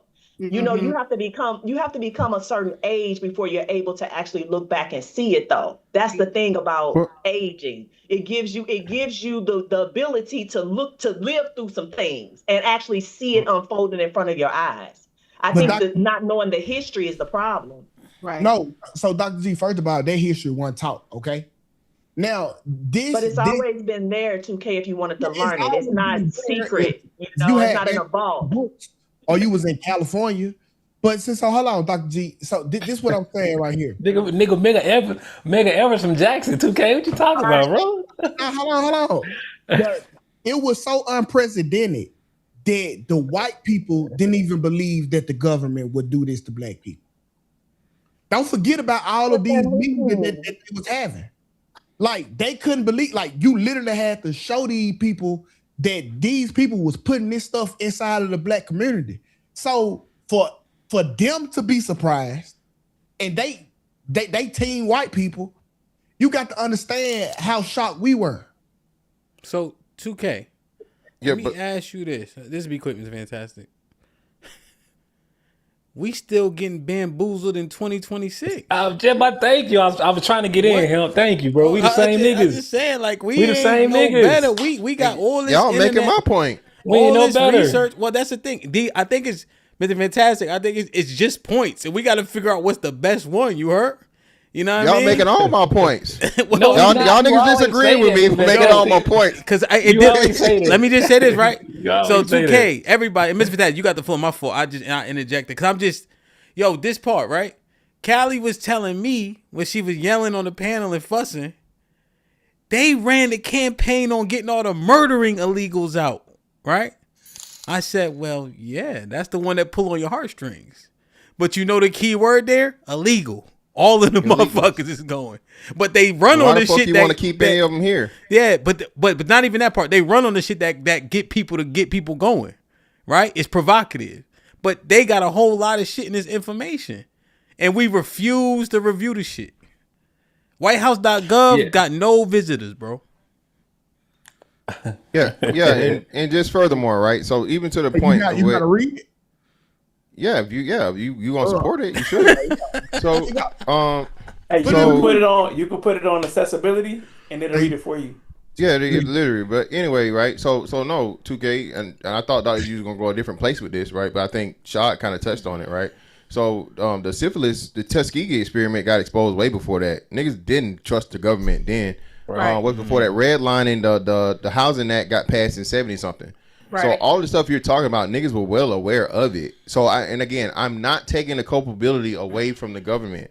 The government does what the government does, right? The government did the same shit, like I said, the fucking hippies, right? LSD was a government, literally a manufactured government drug that they were putting into the what's the name. Yeah, niggas are not the first, okay? And again, I'm not trying to take it away or what's the name. I do research. I know this shit, right? The problem is niggas are the only one that I guess stayed on it the longest for whatever reason, and then because we have the government to fall on and blame, we not just gonna fucking police our own neighborhoods or turn motherfuckers in.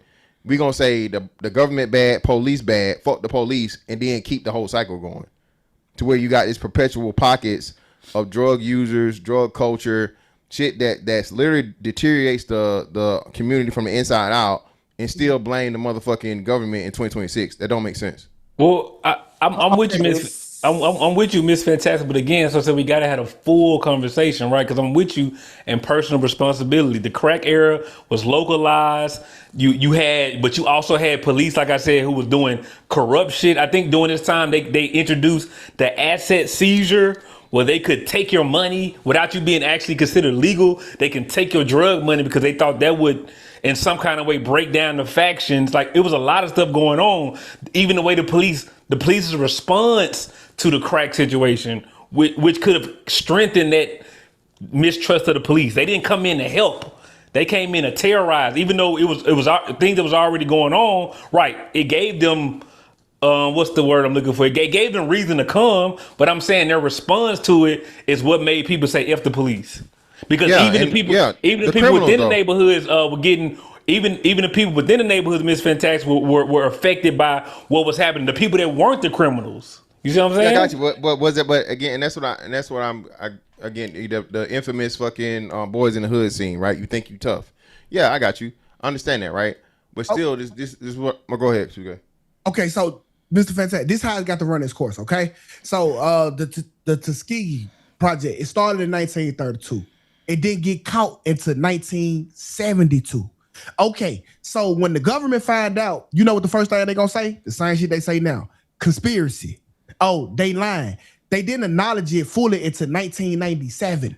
That's when they gave a presidential apology about it. So everything is conspiracy until they say, hey, yeah, you know what? We did that. So even then, it's a lot of, man, the government wouldn't do that. The government not with niggas though, 2K.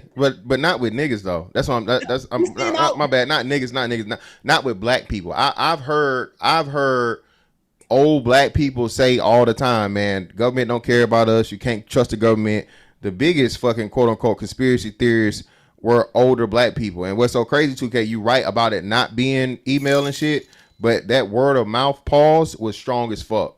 But so when it did get by and people knew it, that was some shit that was definitely fucking known and reverberated by everybody. Like I said, I knew that about the old people. They'll talk a good game, but they comply. Who was the ones getting the COVID shot? All the old people. Most definitely. Yeah, hell yeah. They thought they was gonna die. Yeah, I got you. So that's what I'm saying. Like, even though they had the knowledge, they didn't really know, and they just trying to take precautions. And then so you still have to trust the government to some level. And I'm saying that's what the people was guilty of doing back then, just trusting the government. Okay. Thanks, so. Well, you don't think so, Dr. G said? I don't think black people have ever really trusted the government. They've always been able to see, the proverbial forest for the trees, right? even when we talk about like our military coming back home, not being able to secure jobs and housing and such, that's all government and lack of trust. In the medical industry, right? Going into the hospital, never coming out. That's been age old. Old people would never go to the doctor because they didn't want to be subjected to this for lack of a better term, medical care. Right. And so the government has not, us trusting the government hasn't really been the problem. I think that we didn't leverage our lack of trust. We didn't do what we needed to do as a result of knowing the government wasn't on our side.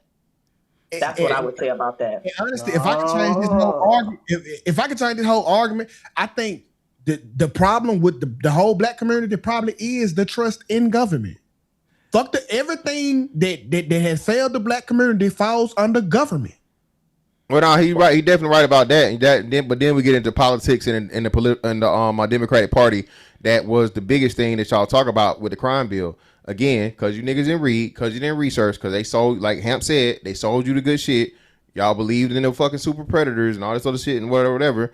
The black people supported the bill and they slipped all the fucking shit in there that niggas didn't know about until it was too late, right? But even still then, right? Fuck them niggas. You did that shit. You do the crime, you do the time. Crime went down. So if black people was being hurt between like 78 and 93, black people were being hurt. Black people were being murdered. And people who had political influence and political acumen in the black community were saying, we need to do something about it. And what does that look like politically? So, so Bill Clinton, you were a moderate Democrat, you on some Republican shit. Okay, this is going to help us. People at the 20 years later, when you got a master's degree in sociology and criminology, you say, they did too much. The community got safer over the next 10 years from 94 to 2004. And Arnold, wow. So hold on, Arnold. So what you're telling me is a major part of the criminal and violent aspect was fucking removed from the black community, and that was a detriment? How? That's not what I said. No. Well, I'm being facetious, brother. I'm being facetious. So that's what I'm saying. So even in the crime bill, which niggas didn't like, and so on and so forth, and they want to blame the government, it still did the remedy that it needed to do.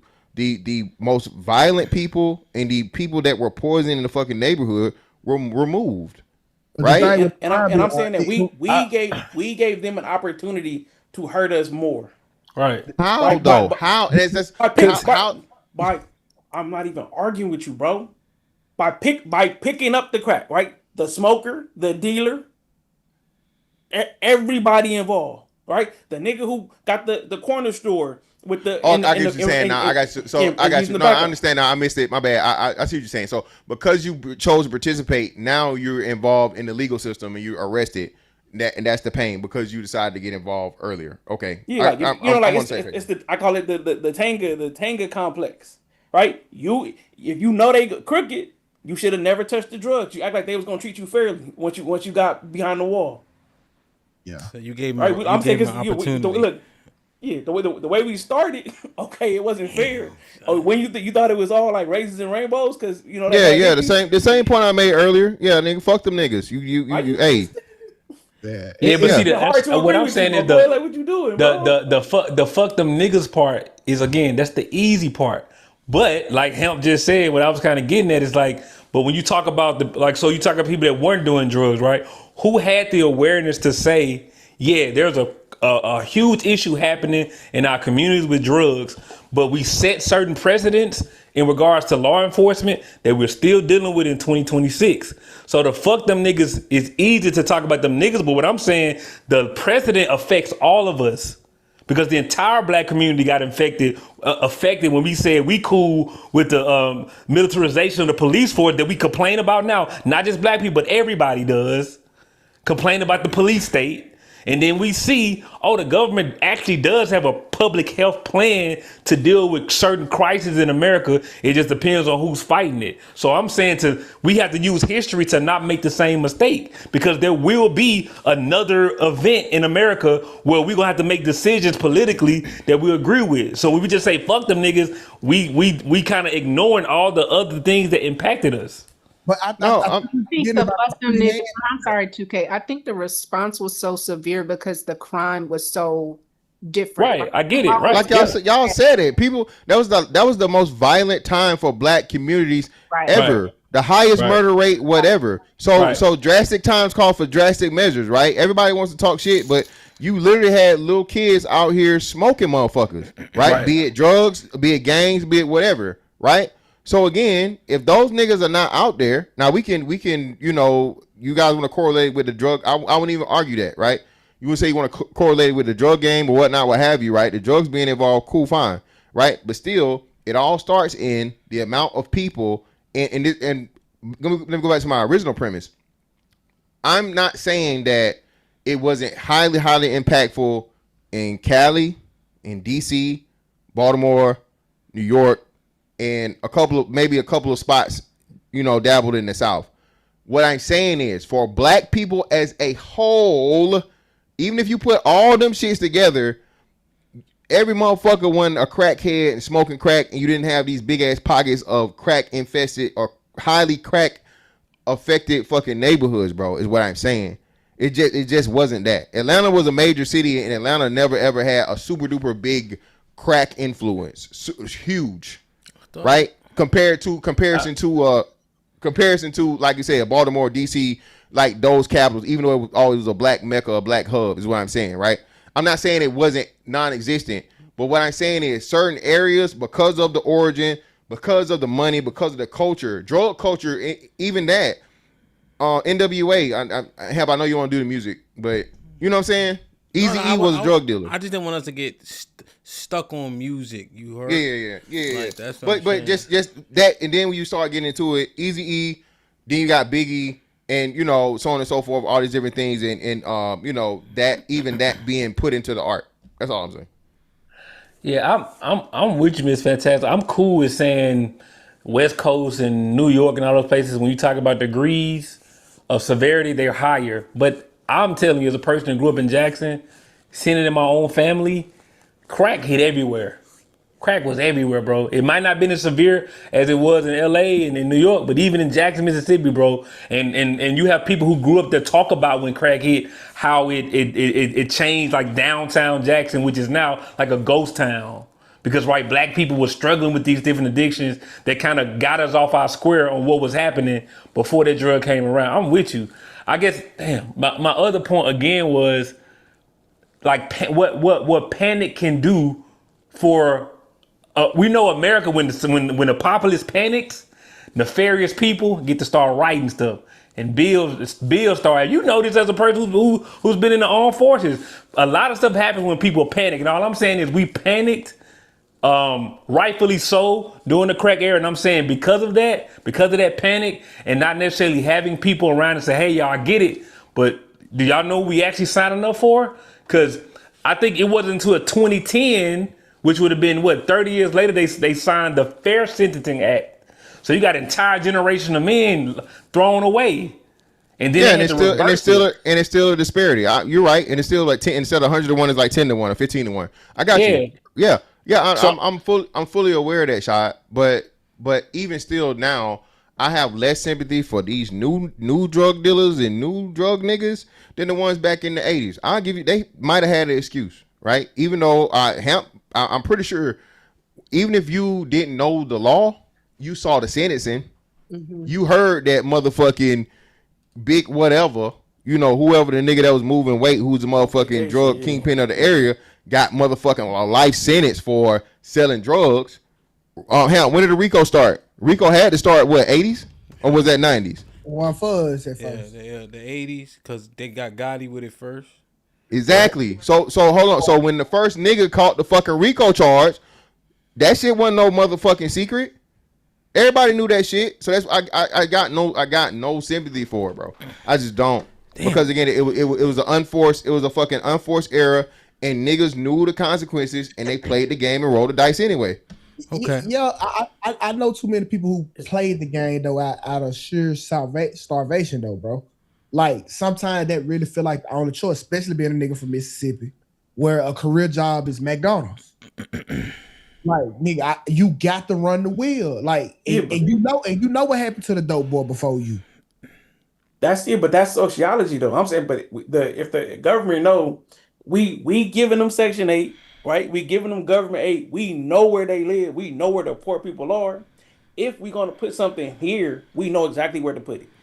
Yes. If we want to get a result. That's a fact. Yeah. So let me ask another question. So, Hamp, what would you say? Especially being like a DC area. So DC was probably, I think, especially we talking late 80s, early 90s, DC was safe to say, but despite it being in Cali and whatever, DC was like the drug capital, right? That's safe to say. And I think the homicide capital too, right? For that time? Yeah, for that time, yeah. All right, so Marion what percentage? Barry. Yeah, Marion Barry was that early? Well, I thought Marion Barry Barry was mid-90s. Smoking crack is all I'm saying. Go ahead. That was that early? Shit. Either way, No, you know what I'm so. saying, right? It's a little Even the later. mayor, so yeah, even the mayor of smoking crack is crazy, right? So with DC probably being the best case, right? What percentage of DC was affected? 60%, 70%, or higher? Man, so when you look at the areas that are affected, see, DC is pretty highly segregated, right? So that area is 90% black, especially 90s. You know what I'm saying? DC was what? Queen T in the chat. What was DC in 90 in terms of black? 90%? I think right now it's like 75% black, you know? And it's dense and it's not a large city. So the residuals, to Tiff's earlier point, are magnified, you know? And oftentimes people know people, you know? So it's a lot. So I would if you said 70%, I would say yes. Okay, yeah. All right, so that's what I'm saying. I think we looking at DC like a lot of other areas, and DC is less than 1% of the population, right? Mm-hmm. Even from like, you know, from the, and that's what I'm saying. I'm not DC taking not away huge. from DC. Yeah. You know what I'm saying? I'm not taking away from DC being a major impact and being a black Mecca and all these other St. Louis, whatever, right? But that what I'm saying is, as impactful as it was to those places, it was more of a pocket thing. Most people, hell, didn't even know what the fuck crack was until they watched New Jack City or Boys in the Hood or whatever, is what I'm trying to say. I think we overblow it and we give it such a impactful thing because a lot of it was based for entertainment and whatever, and the stories were told. But the people actually affected by it, bro, nah, dog. I'm in Macon, Georgia. I knew a couple people that was on crack. Their mama or whatever was on crack, or their parents. They grandparents took over. So Mr. Fantastic, you didn't have to have. Well, so yeah, so you made you still made that point, right, in terms of your stance. Okay, so what else can we put on the table? I'm not trying to move on from this because I know people disagree with your sentiment, right? But what would you put on the table? Because these things are tied together, right? The crack, we just got to progress to from mass incarceration, right? Those things are we gotta, intertwined. So that's what I'm saying. We got to progress from here. So I think Arnold broached it for the first time, the crime bill, right? I mean, I would argue that, right? Even though I don't think people should be in the drug game or whatnot, what have you, right? They shouldn't be. But Chad makes the best point in saying this shit was, I don't want to say it was incredibly unfair and loaded up against niggas, right? Because now you combine the what was the bill in 86 shot? The 100 to 1? Anti-drug abuse. Yeah. So now you add anti-drug abuse with the 3 strikes law. 94 crime. Now, huh? The 94. Yeah, 3 strikes came with 94 crime bill, correct? Correct. Yeah. Mm-hmm. So now you combine that with a 3 strikes law where the nigga get 2 strikes for, let's say, possession. Then he get a charge for distributing. But now this nigga get a motherfucking speeding ticket or some shit. Now he got to do 100 years. Now I think that's way more detrimental because now the thing is stacked up against you, even if and when, you know what I'm saying. And then you get into the privatized prisons and the prison industrial complex, where we come to find out, even outside of private prisons, you getting free labor off these niggas. Right. You know what I'm saying? So it's like you're agreeing with me, Help. It sounds like Miss Fantastic agreeing with me. The mass incarceration, which was heavy under the crack era, was like I said, that's the one or the two. Because I think the era before this one was actually the era where everything said boo, but mass incarceration was like I said, another blow, and we was already headed to the ground. They hit us with another hook. Right. Yeah, because I think that umbrella they stretched the law and they made the law to where it could just cover so much shit to where people that weren't even hard body criminals or whatnot, because that then like Shad said, even if you're a user, that's a possession charge, right? And now you falling under and you getting drug charges for being drug addict. Addict. Yeah, addict, right? So yeah, like I know niggas can't believe I'm saying this, right? But this is what I'm saying. And that's what I would say if we compare the crack era, quote unquote, and then we shift it to, which I think 94 would be fair, right? That would be the most significant thing in the window. 85 to 2005, right? I think that's highly more impactful, even though I'm not taking away that the crack era helped usher, and it's probably the main reason for the 94 crime bill. Right. You see what I'm saying? Yeah. Absolutely. Yeah. I think we all And then when we start looking at any aspect of the nuclear family, we're done, because now you've extracted the men. The men are gone completely. You know? So the welfare where they had to leave because the lady couldn't get the benefits, that 70s, 60s, 70s stuff we be talking about, that's nothing compared to this mass incarceration and how it extracted the men. Okay. That's why I say that era was the detriment of us. And I don't think we've recovered. How could we? We lost a whole generation of men in mass incarceration. Right. So how can we ever recover? I don't think we lost a whole generation of men. We had a flat tire. Hyperbolically, we lost a lot. Okay, we lost a lot of them. I think more of the y'all type went to jail. And the swear ball was left out here.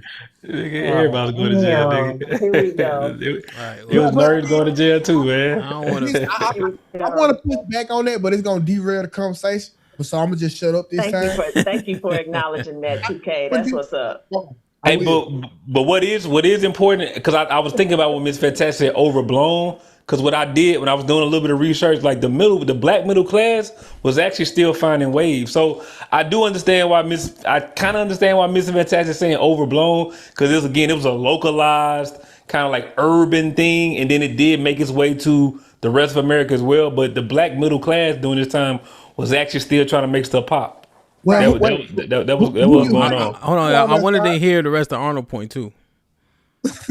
So I guess I'm saying that with the people who did go to jail, even if it was a small percentage, say 15%, if that was a spike, I'm saying that's a flat tire on our growth as a community, right? So that 15% could have ended up being in the middle class if they were poor, say when they discovered crack, right? They could have ended up, matriculating with jobs, ended up being in the middle class, and the black community could have went to a different height with them, and not just the middle class separating at that point, leaving them behind. Where now, so you have a generation where grandma could afford a house, she was a boomer, or she was a silent generation, but now that people who was supposed to take over the house, not there. The kids is there, and the kids is like, oh, I'm seeing white people move into my grandma's neighborhood. Right. Right, because that factory that made white people not want to live there is gone now. So now those white people who didn't want to live in that neighborhood come back. I'm saying that part of it is still there, because there is an effect to losing 10% of your potential growth if you as a community, even if it's not everybody. Especially if you're already the underdog too.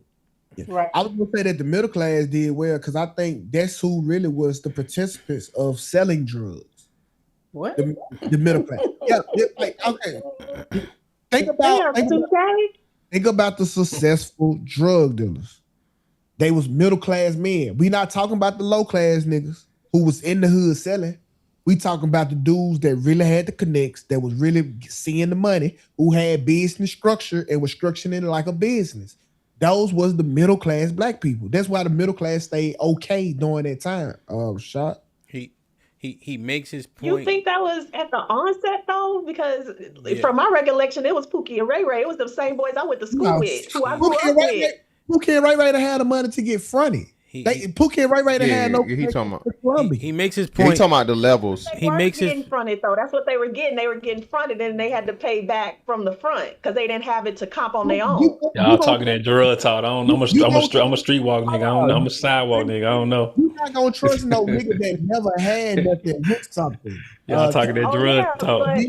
I just don't know. The only point I'm making 2K is I don't know that if I could buy the middle class. I'm telling you, where they the ones with the packs all of a sudden. Like it just don't make no sense. He makes his point real quick, like cause I don't want to belabor it, right? But he makes his point with a Ray for Edmonds. He makes his point with the brothers out of Detroit. What are the BMF got? What are they named? Yeah, Meech and them. Flournoy, whatever it is. He makes his point with those three. They were middle class. Yeah. Yes. So when he makes his, I'm just saying, Dr. G, I'm not. I think it's probably more people getting out the mud, but those two, the Ferneries and Rayful are so influential in how much money they was getting. You know that in their empire, for sake of I don't have a better word, were more expansive. Atlanta is directly influenced by the Detroit boys directly. You know, Rayful was dealing with Alpo and Richie and all them. You know, in New York, in the New York area, going to DC, and those are the biggest names. So I understand his point. You know, just based on probably the biggest names. I can't really. I don't know what that family that guy came from out of. What's his name? North Carolina. Nah, from where you from? The Blue Man. What Ricky Ross? Like Rick Ross? But he's from Ross. Philly, right? The original Rick Ross was Cali. He was a Cali dude. So yeah, so no, 2K is definitely right about that. Like I said, if you want to talk about the hood plug, the people that had the fucking international connect or whatnot, what have you, for sure, those dudes were middle class and upper class by all means. They were the hubs for all of the underlings. Now right? Here's where it get interesting though, Miss Fantastic. Frank Lucas and them come from Are they from Mississippi? North Carolina. You know, which is interesting. But again, now we getting into nostalgia. Now we thinking about movies and cool shit, right? So no, they was middle class. Like, bro, if I have a surplus of product, I'm not giving it to nobody that never had nothing, ever. I'm gonna give it to somebody who had something, who never want to go back down and upgrade, and that was the middle class.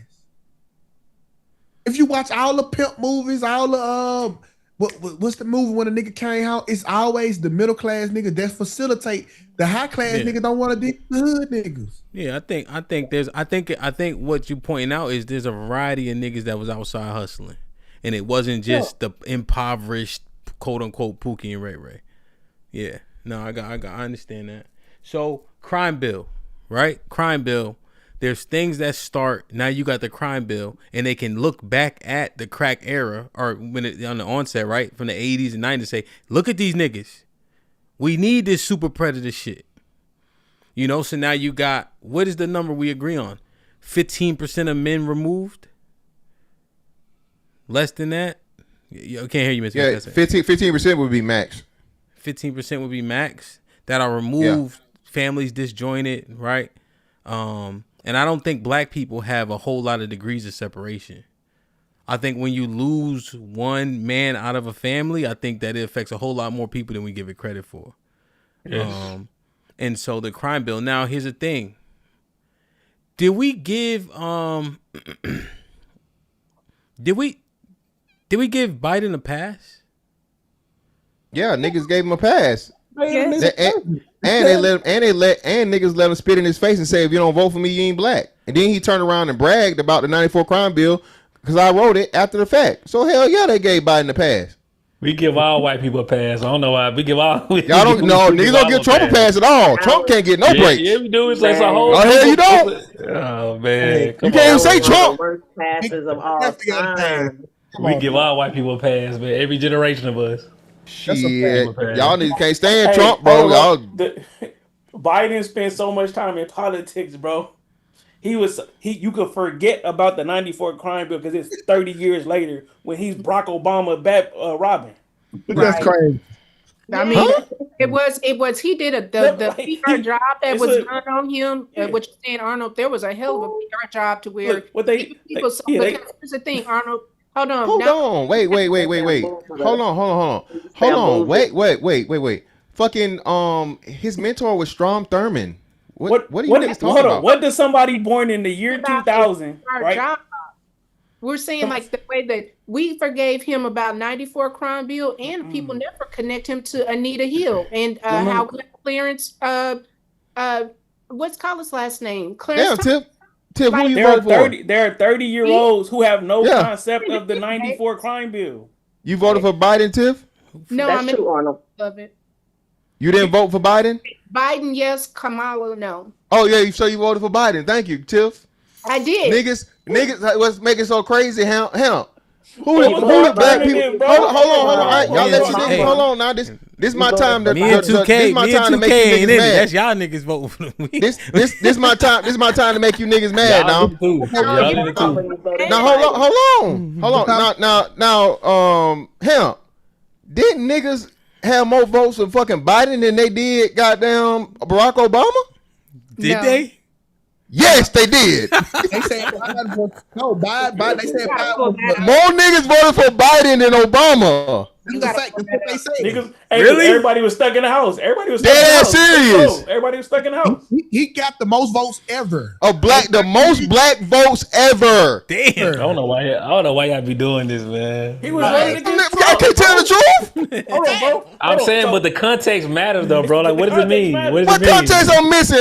Educate me, Sean. What context I'm missing, brother? He was running against a white supremacist. Huh? He was running against a white supremacist. So now Trump a white supremacist. I told you these niggas don't like Trump. Y'all said Trump get a pass. Trump a white supremacist. How he get a pass? Wait. So Arnold, you saying he ran against a white supremacist is bigger than the first black president ever? Yes. And not to mention Strom Thurmond. Yes. Arnold obviously don't know who Strom Thurmond is, Hemp. Yes. I do. Hold up. Arnold obviously don't know who Strom Thurmond is. I know who all these people are fantastic. And he's sitting in the house. People born in 95 have no idea what the 94 crime bill was, bro. That's a fact. Mm-hmm. Okay. No idea. You got to their context of Joe Biden is the happy white dude behind Barack Obama. Yeah. Hold on. Wait. Hey, this nigga was in politics so long, niggas forgot about the 95 crime bill. Like Bill Clinton catch that jacket. Joe Biden don't catch that jacket. Well, that's definitely not true. That's definitely not true. He got the most votes. He didn't catch the jacket. I can tell you why it's not true. Again, because niggas hated Trump so much. Thank you for proving my point. Niggas hated Trump so much. They voted for a motherfucker that was his mentor was a actual fucking sitting senator who had ties to the KKK. Y'all can't say motherfuckers didn't know about the shit because everybody was throwing it in his face. That was one of Trump's most main things in the Republican Party. Hey, you know this motherfucker did the 94 crime bill, right? Right. And then this motherfucker, hold on, let me get my shit out, brother. Let me get all of it out. Then this nigga said, hey, you don't vote for me, you ain't black. Then he said, hey, yeah, I wrote it. Hold on, wait. Hold on, I'm almost done. 94 crime bill, I know what's in it because I wrote it. And you niggas still voted for him. So you can't tell me niggas forgot about it. Hold on. You can't tell me you forgot about it when he threw the shit back in your face and said, I wrote it. Before you niggas voted for him. If you think that most black people or most people have any idea of what was actually in the 94 crime bill, you got the game fucked up. Arnold, this was 2020. What I'm talking about is 30-year-old black people in 1994 wanted the crime bill. And Arnold, what I'm telling you is one of the most. It did not become unpopular until social justice people are looking back in their criminal justice. I agree. That wasn't fair. I agree. My dad does not have a bad relationship with the 94 crime bill. Right. Okay, but like you said, if I do, it's theoretical. Yeah. Right. Okay, so now we got to blend. So now we got to blend back into it. And what? And Joe Biden was in politics long enough to bend the knee to a black man. Yeah. See, well, he didn't bend it. I understand his point, though, Mr. Fantastic. To pay second fiddle to the baby Strom boomers. Thurmond. Would Strom Thurmond be the running mate for a black man? I thought you said you wasn't drinking, Arnold. I'm not drinking, bro. I'm like, he think he's making a point, but I'm like, I am, but you're not giving me a chance. People not informed. You're not giving me a chance. Well, I see his point, though, Mr. Fantastic, right? Because the baby boomers are still the largest population, right? Right. And so when his father and them see Joe Biden, they have a positive alignment with the crime bill because all they give a fuck about is them young niggas doing this shit. Stop doing this shit, and we did see crime drop. So you still got them voting when he runs, and they say, "Oh, that's the nigga that got the drugs out the hood." They don't think how we think. So I see his point. So are we saying the largest contingent of voters in 2020 were fucking baby boomers? Yeah, they just got the most people, right? So and they vote. I don't think young people vote, right? I think it's like flip. Like that's why we needed the diddler to do the vote or die shit, right? Yeah, young people don't vote, man. They don't. Yeah, the younger, but still either way, right? So this is the point I'm making. So being that we know BLM was definitely affected by then, and that was prison reform was one of BLM's biggest things. And I'm gonna say it to you again. You can go and see this. I know what's in it because I wrote it, and it was a campaign that was against him. In the age of motherfucking social media, in the age of YouTube, in the age of all this shit, where motherfuckers were able to pull up all this shit on Trump in the same time frame now, another white man, but because it's him and he Republican and you don't like him, you were able to find all this shit. And Trump's political career was literally just the 4 years before that. The Apprentice. Everything else, Trump was a fucking celebrity. Trump was an actor. What was the show he was firing niggas? The Apprentice. Right? The Apprentice, okay? So you mean to tell me motherfuckers could put together whole compilations of Trump's fucking previous 4 years of politics existence, and you can't find nothing for a nigga that's been in it for your lifetime? Get the fuck out of here, man. You saying that the crime bill put niggas that was doing dirt in jail and put in prison? Okay, but niggas hate. Fuck the niggas, Fantastic. I'm with fuck them niggas, but niggas don't agree with me. I'm a coon for saying that. Hold on, bro. Don't cut me off. I'm a coon for saying that. Niggas believe in prison reform. Niggas always put. Hold on, bro. Don't say it's now. Then, nigga. Social justice. Niggas been talking about prison reform at least since 2016. Nigga, what are you talking about? That shit didn't pop till BLM. Okay, 2016, like I said. So we talking about 2020 when he was fucking elected, and even before that. And you think that they're attaching Joe Biden to prison reform in 2016? Again, how is he not when he said I wrote the 94 crime bill? Because he been out of office. He's not the one making the law. Like he's not making a new crime bill law. He's not saying I'm tough on crime. Are you listening to yourself? Still. He's not saying that. Bro, he did nothing. He changed his tune. No, he didn't. He did nothing to change it.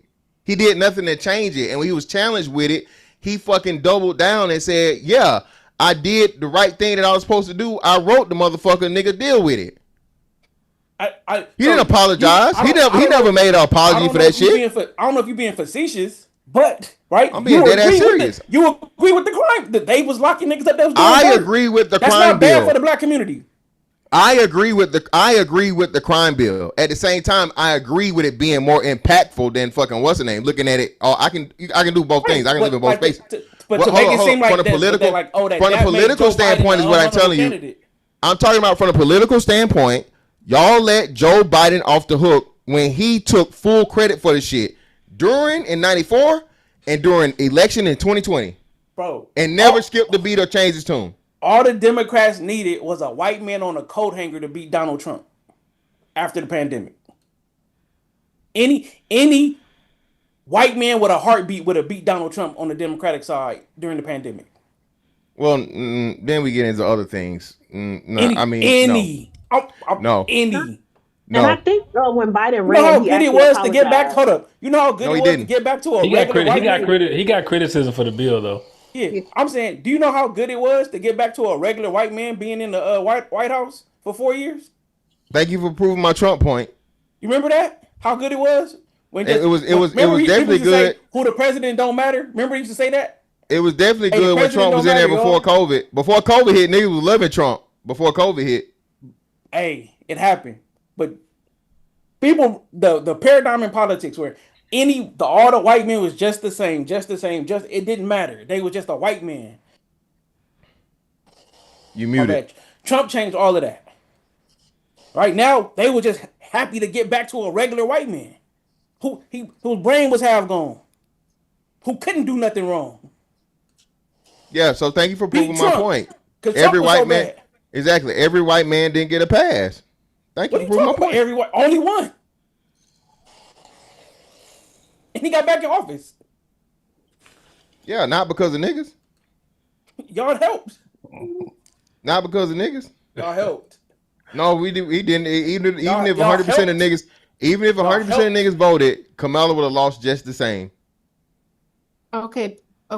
So where are we at now? So we're acknowledging the 1994 crime bill. We're acknowledging. Yeah, that's where we are. I don't. Is there anything after that that's significant? I don't think it's anything significant after that. In 2000, actually 2000s, you start having a great decline.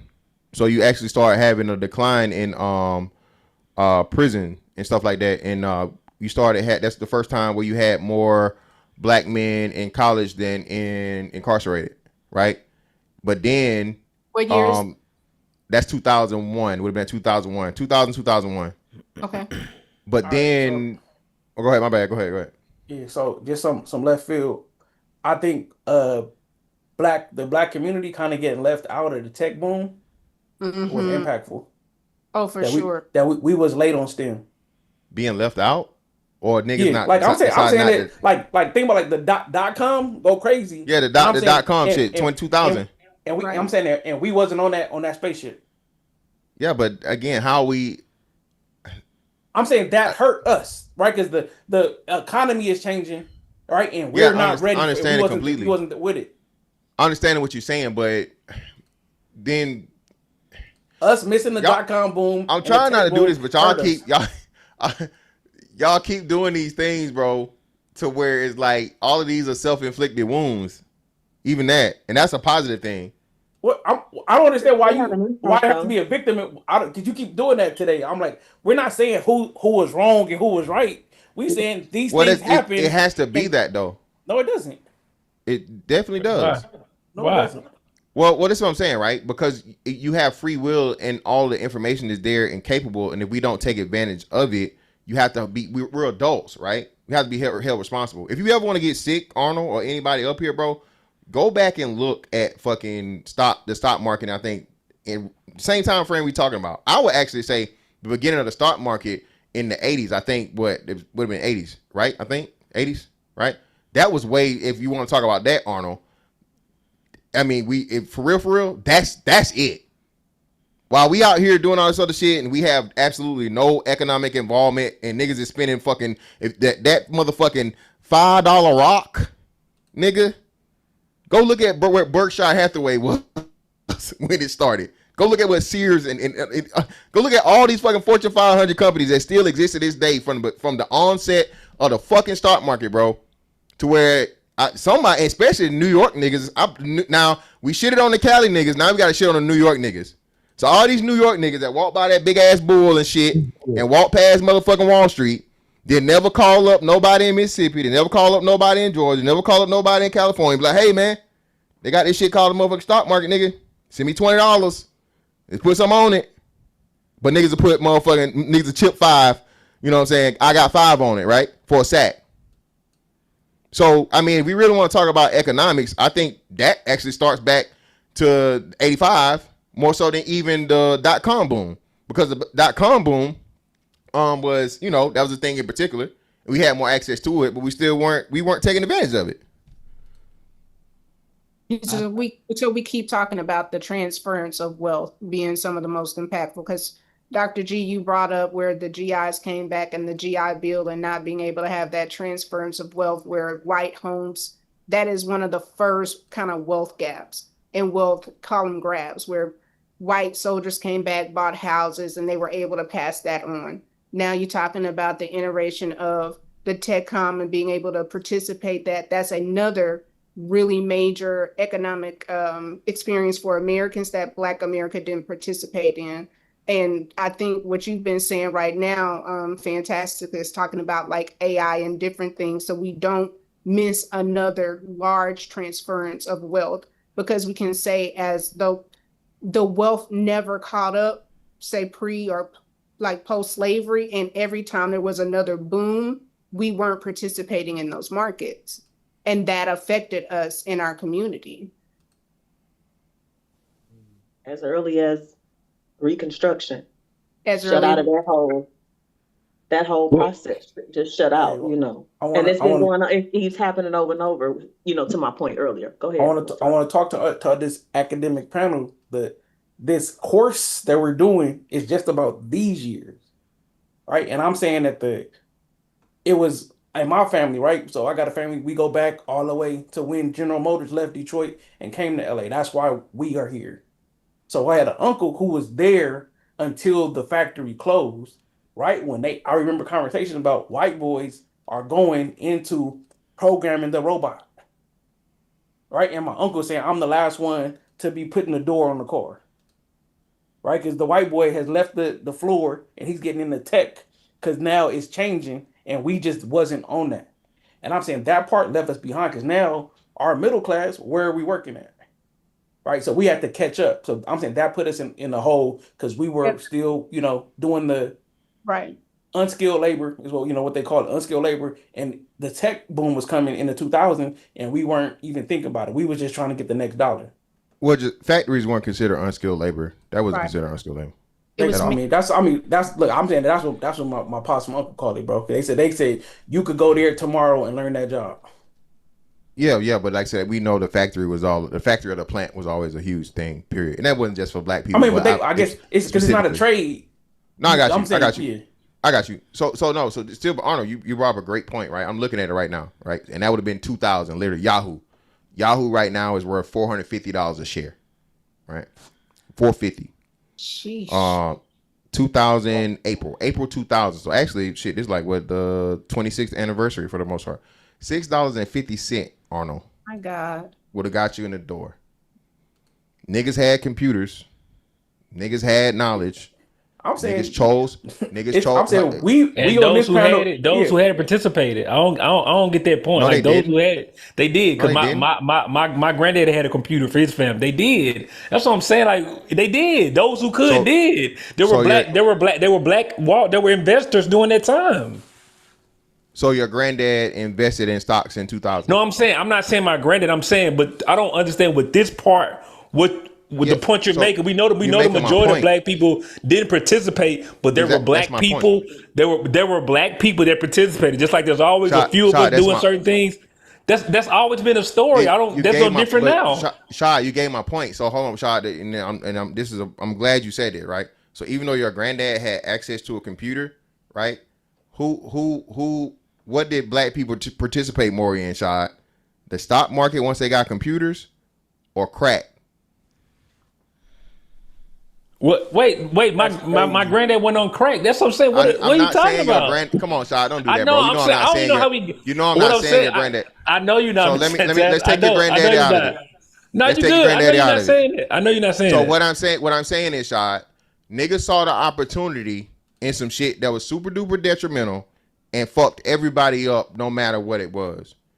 Something new comes along to where you have access to something to where there's no negative other than possibly losing some money, right? That's cheaper. Thing. I'm sorry, go ahead. What? I can't tell if niggas can find money and suck dick for grown niggas sucking dick to get a high. I'm pretty sure they could have afforded motherfucking $650 in 2000. I'm saying don't you agree? Hold on, Shad, wait. 2K, if niggas was out here sucking dick for a fucking high, I'm pretty sure he could scrape together $650 in the year 2000. He can afford to lose it. But see, Mr. Fantastic, that's a proof of concept right there. Niggas will suck dick to buy this shit. I don't know how this stock market shit gonna work. It was black people that participated in the stock market. Wait, hold on. 2K, do you hear yourself? A nigga will suck a dick for some crack rock. But you don't even hold up. Right. But And also, the richest of the rich people don't get crazy, rich by man. trading stocks. This is insane. Man, I'm saying that it's a lot of foresight, and I'm saying I can almost guarantee that everybody on this panel didn't invest in Nvidia. I actually did. I got in. I said everybody, right? and we talking about we the black elite up here. I'm not elite at all. I'm a You cool. are fantastic. Speak for yourself. 20 years in the military. I'm saying your accolades put you in the elite. I don't know, man.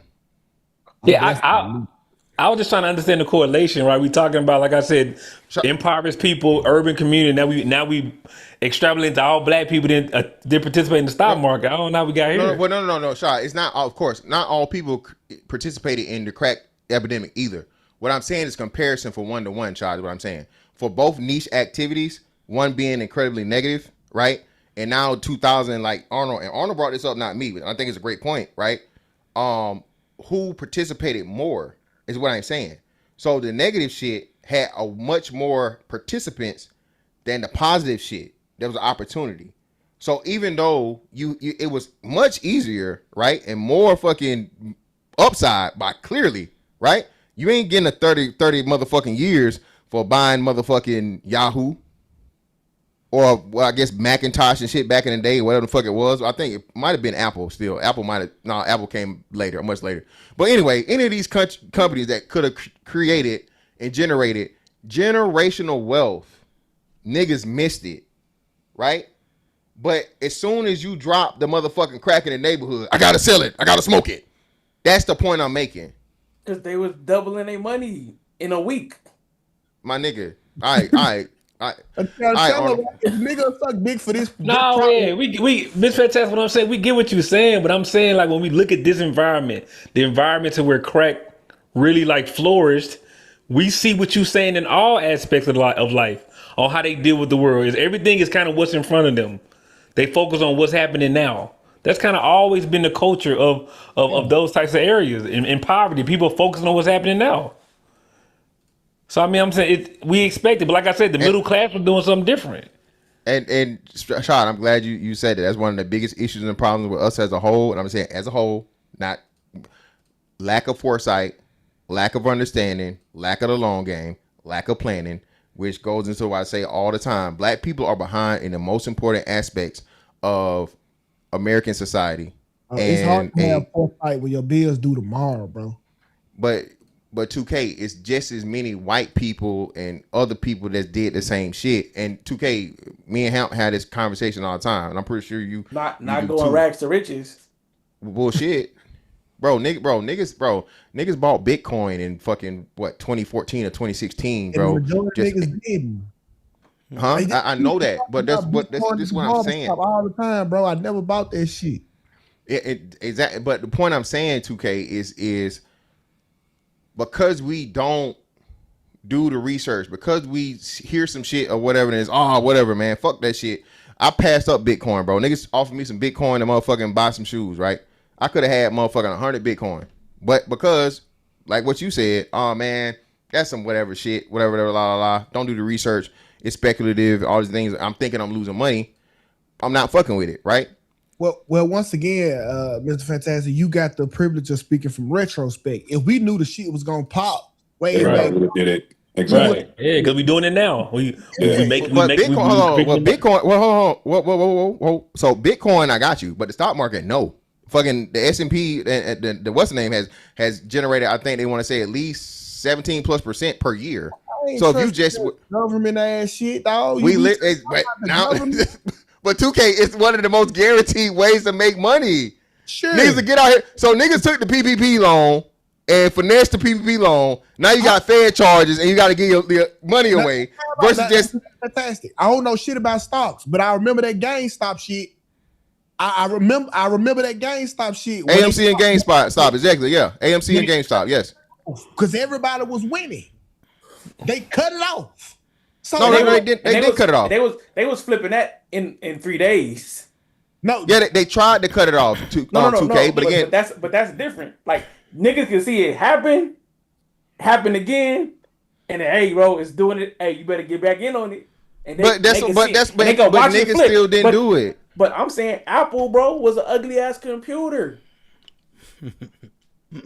Okay, but then it turned into like I'm one of the. I'm saying AMC, you could literally go hour to hour because the technology had advanced so much. I could watch it double in one day, and then be like, oh, then Cash App say you could buy the stock right here. Put the money from your green dot card on the Cash App, buy it right now. I'm like, man, I'd rather put in my parlay. Hold on. I got a question. So, fantastic. So, is the metric that black people wasn't following the trend of investment, and how are we measuring the awareness of that? Because when I did a full trend of black people participating in the stock market, from the 80s it was at 5 to 10%, in the 90s it jumped from 15 to 20, in the early 2000s we were from 20 to 25, in 2010 it was 25 to 30%, and in 2020 we're at 30 to 35%. So it seems that over the 10-year spans, year over year, there's a continual increase of black people investing. So is your point that we're not doing it at a high enough rate? And how are we measuring it? Because it seems like year over year, more of us are becoming aware. So is your point that we didn't do it in big enough numbers, or that we're not doing it? So like, what was the point of that if we have shown continual growth from the 80s to now? Hold on. The point is this, right? Niggas only want to take the opportunity if the opportunity is some street shit, basically, right? Niggas willing to gamble, life sentence. Niggas willing to gamble, getting shot at, losing their life, right? If it's some safe shit, like 2K said, man, fuck that shit. That's some old government shit. That's some old lame shit. That's some old corny shit. Niggas don't want to fuck with it. Right? I just looked at it. Apple stock in 1986. Guess what it was, Strata? Guess what Apple stock was in 1986? Why you be doing this? Why you be doing this, bro? Apple stock in 1986 was 12 cents. 2K said you would have emptied that out. Arnold, hold on, brother. You wouldn't have said it. Why would you say it? Arnold. 2K said niggas was willing to suck dick over 12 cents.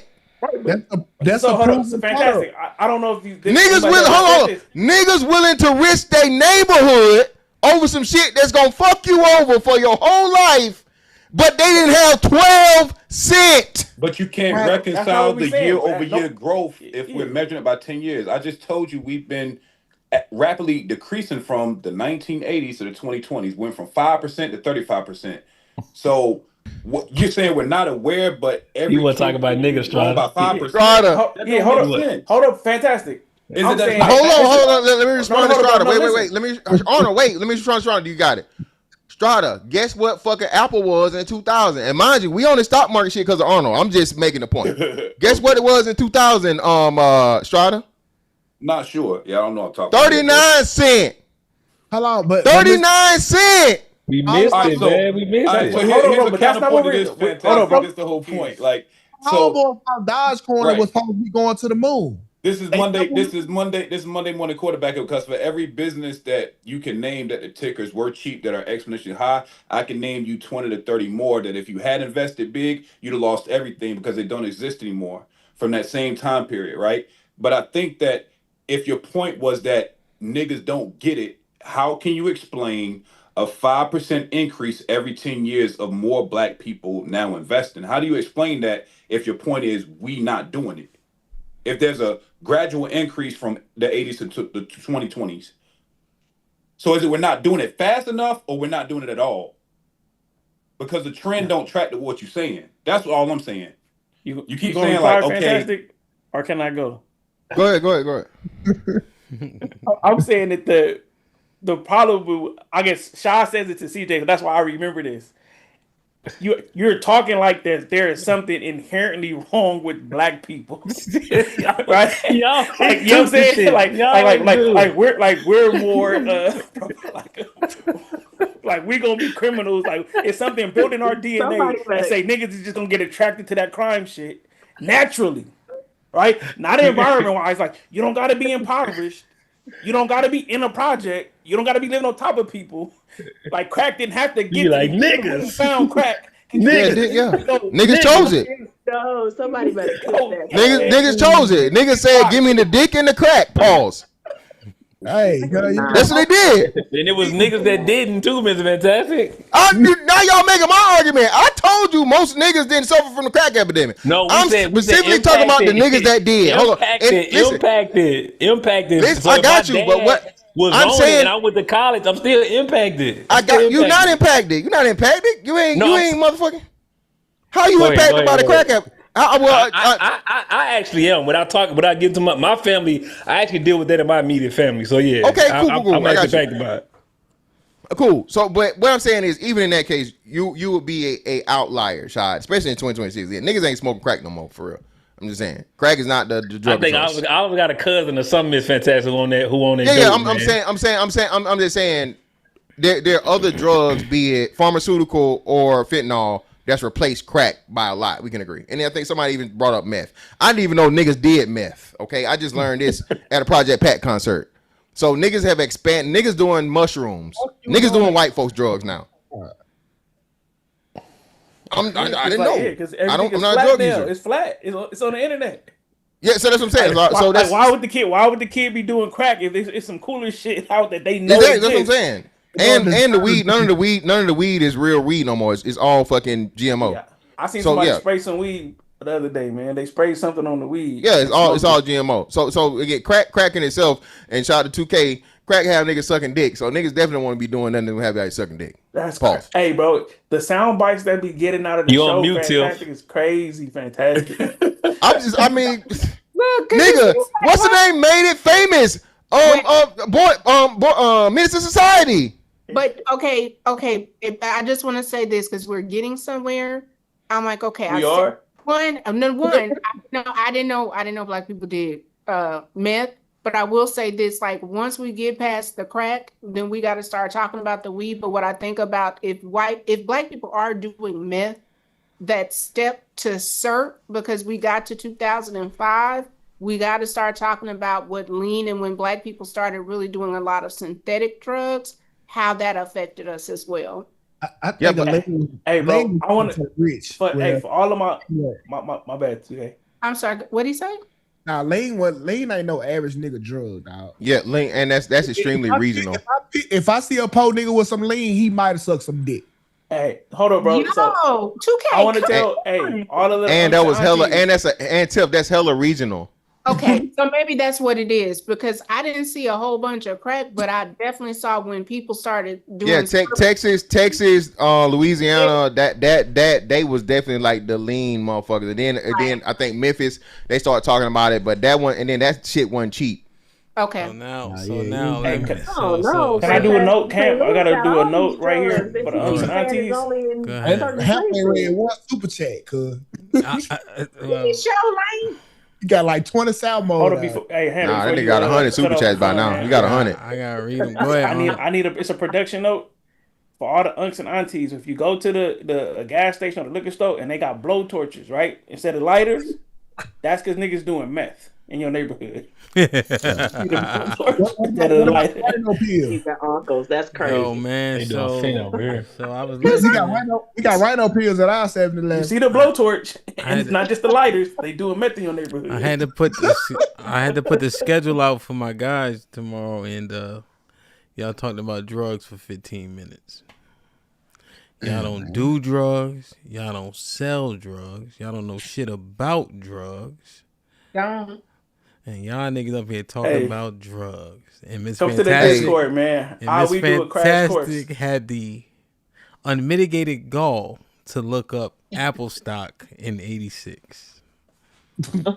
That's what's wrong with you niggas. That's what's wrong with you. To prove a point, that shit was crazy. But hold up, but Fantastic. I'm mad at me, nigga. I almost cussed my mama out. Bought me in '86. In '86, bro, I had one. I fuck them motherfucking Thundercat toys. God damn it! Sense. Yes, you would have looked really smart. But we could say, oh, what somebody did, but that's not what regular people do with money. All right, all right. Y'all listen. I let y'all had it for 15 minutes, nigga. Well, y'all ain't do shit with it. All right, I'm back. Felt like 30. That's 30. word. Here. Now, okay. Really? All right, yeah. So one thing, all right, let's get into the shit that Lane and Tiff actually know about. The sitcoms and shit. Did they paint us in a positive light?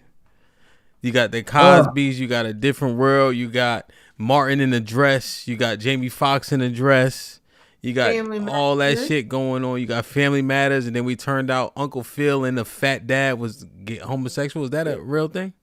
Yeah. Uncle Phil was a brother fucker. Uncle Phil and Carl Winslow were brother fuckers. You got. We didn't know that though at the time. We didn't know that. Man. We didn't know that. I got you. We didn't know that. You got Moesha, her eyes on either side of her head.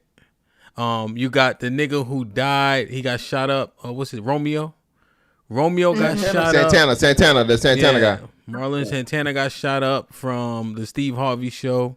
You got didn't the other boy die from the Moesha show? Pedro? Yeah, the dark skinned nigga died too. Hakeem. He got killed too, right? Yeah, I think he did, but that was way later. That was okay. Those shows. Okay. I'm just adding. They got killed. They didn't get killed during the show. They got killed later on. So then you got a particular depiction, right? I wonder what that does to exacerbate the propaganda that Arnold had mentioned earlier. Then you got the music and etc. Is this just more? What? I'm just asking, like, where is Good Times and Different Strokes? Because that's 70s. That's 70s. That's before 85. We going 85. No, but Hamp, I think so. To your point, Hamp, I think it was very, very wholesome during that time, though. All of those were black family shows. You had TGIF. You had It was a lot of the college, all the college stuff. Okay, so I think from that was good. Yeah, we protested Homeboys in Outer Space. Hey, so to speak to that, Hamp, that's directly what I thought I was supposed to do when I grow up. Like missing a father figure. All of them shows that you just named let me know that I supposed to have had a job, came home, solved the problem for the day, and took my ass back to work. That's what I thought. Bro. Until I turned 22, that's what I thought. Okay. And their father was. Okay, so network TV is not a blemish for us in the 85. No, it was a positive. 2005. Not then. No. Okay. Net positive. Okay. Music from that window. Is music a blemish from 85? You know that's horrible. Absolutely horrible. Okay, so Mrs. Fantastic say yes. Who says no? Me. Okay, I say no too. You say no? What? Okay, I think now it was reactionary. I say no. It's reactionary to the environment. Now, Mr. Fantastic, you saying no? Do you also agree that our best rappers come from that era or no?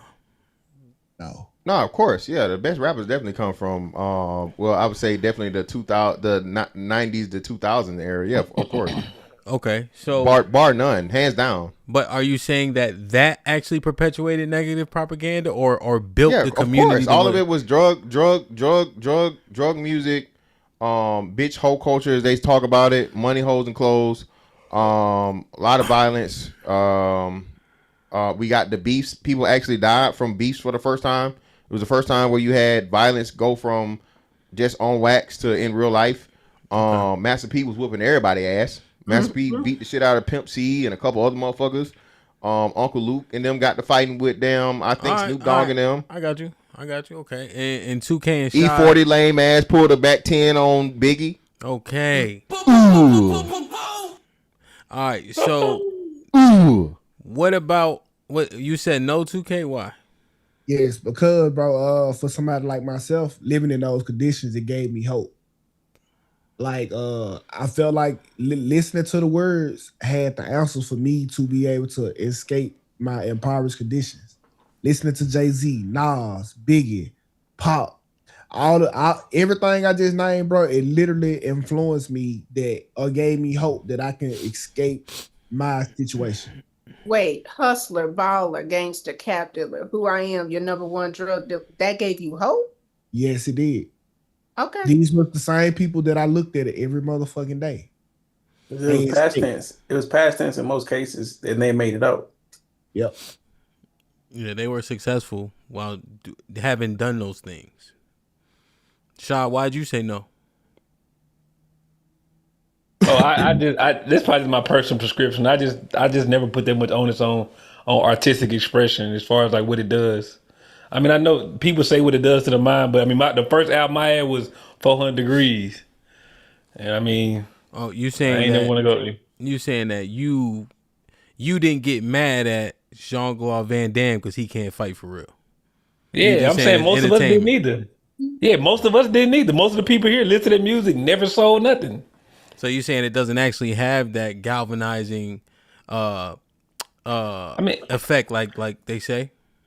Yeah, I don't want to be obtuse and make it sound like it doesn't have an effect, but I just think there's been nothing to show like that the music. I think the breakdown of the family has always been the most detrimental thing to children, not music. They did the same thing about video games and all these things. This the first album I ever had right here. Doggy Style? Yep. Yep. Yeah, but C. Dolores Tucker, right? I think that's what the lady. Dolores Tucker. Yeah, C. Dolores Tucker again. You know, she was right. It goes to something that y'all say all the time. And 2K just said it, right? Even his point. If you don't have a father figure, who becomes your father? And if we always claim about art imitating life, if we talk about art imitating life, right? Well, father or big brother or whoever your influence is, Arnold, my bad, right? If art imitates life, and then like Hamp said earlier, we hold these niggas to what you put on raps is what you live. You living by your raps. How many keys Jay-Z lost and got right back, Hamp? Yeah, but that's not going against what I said, because we the generation of kids with no fathers. And we didn't grow up being drug dealers and doing all these things. We just like the music. Yes, but hold on, Shaw, hold on, Tiff. No, Shaw, yes, you did, because it coincides. So a lot of the rap music, it went into the drug culture and the gang culture, and it spikes. It literally correlates with y'all talking about the doubling of the fucking homicide. The kid, that's not the kids. That's not the kids. That's not the kids. That's not the kids. But the kids. Hold on, yes, it is. Hold on, it is the kids. If you was 24 in 94, you not 15, a kid. 15 to 24. Hold on, 15 to 24. Teenagers, bro. You look at the stats you show. Your stats say, and we always go from 15 to 24. What I remember Pac saying is, I don't know if I'm going to see 21. I remember fucking Master P saying the same shit, not living to see 21. Biggie said something about not living to see 21. All these motherfuckers, you got to either slinging rocks or you got a mean jump shot. It was extreme limitations put on niggas by the most famous and the most influential of whatever. Okay. Nas, I think Nas was probably, huh? What? Let me ask this question though. Was the music before the crime or after the crime? After.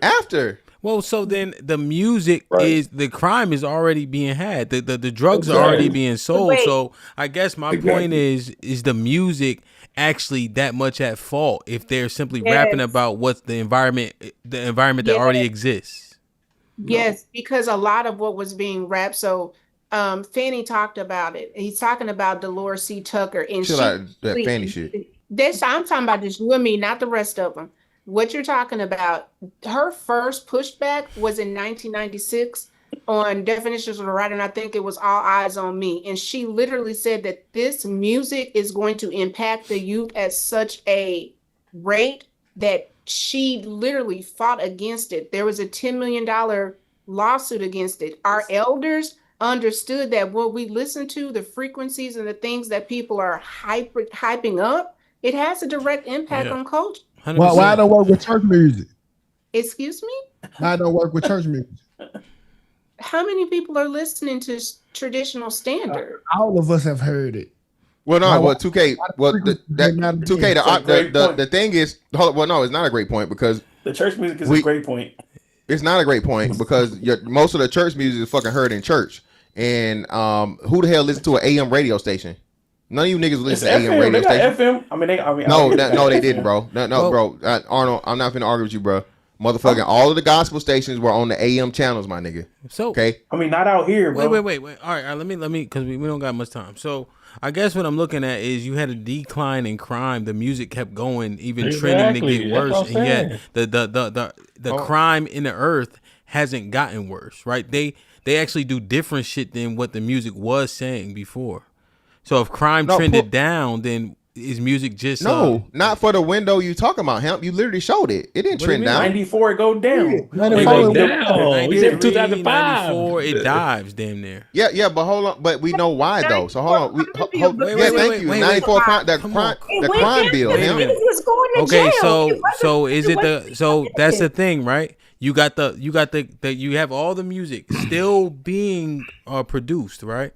But you have the what's it called? The plateau. Yeah, when it maxes out with the crime. Oh, the climax. That's right before you get the peak. Yeah, it's right damn near right before you get the rappers that you're talking about. You know, that's right before you get Pac. That's right before you get Pac and Big and all them. It just is. 1994. It's break them off. Hold on. I haven't been cut off all night. It ain't gonna start. It ain't gonna start now. It ain't gonna start now. No, I'm just saying it's not gonna start now that I'm gonna get cut off. I'll let y'all talk for 30 minutes. Just chill. You got a nasty delay. Gotta be a nasty delay or something. No, it's a choice. So I'm just saying, Mr. Fantastic, when we looked at that graph, it drops around 93, 94 in conjunction with the crime bill. Yeah, 100%. I'm just saying the music, I feel like, and I'm saying it actually spikes up right during and after the crime bill. Yeah. So okay, so this what I'm saying, Hemp. So we saying them, but NWA was definitely 89, 90, right? Clearly before that. Okay. Snoop Dogg and West Coast shit was earlier, and then East Coast trickled after, right? Okay, that's what I'm. Okay. Yeah. Because I didn't give a fuck about no NWA. Now we back. But now we back shitting on the fucking. Hold on. Now we back shitting on the Cali niggas. Mr. Fantastic, I hate NWA. I do. You can hate them, but again, that's literally Hemp. That's literally the origin of this style of music. You know who I hate the most, Mr. Fantastic? DJ Quick. I fucking hate DJ Quick was a fun nigga. I wish he was he was still a gangster. I'm saying that he was funny. I guess Fantastic is the next show. You be hinging on the conversation. Hey, 2K. Hey, Arnold, hush, man, because we forgot. Yeah, you trying to protect them lame ass Cali niggas. 2K done said it. Hey, we got to do a show. We gonna stop the series and focus directly on California.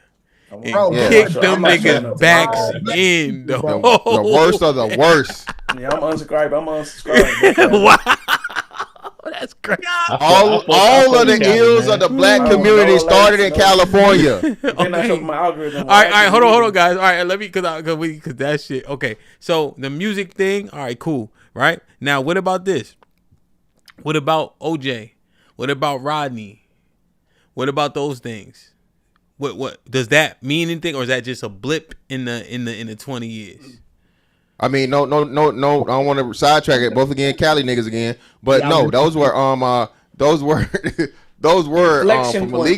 from legal standpoints. I'm pretty. Both of those things were major legal situations in Black history, right?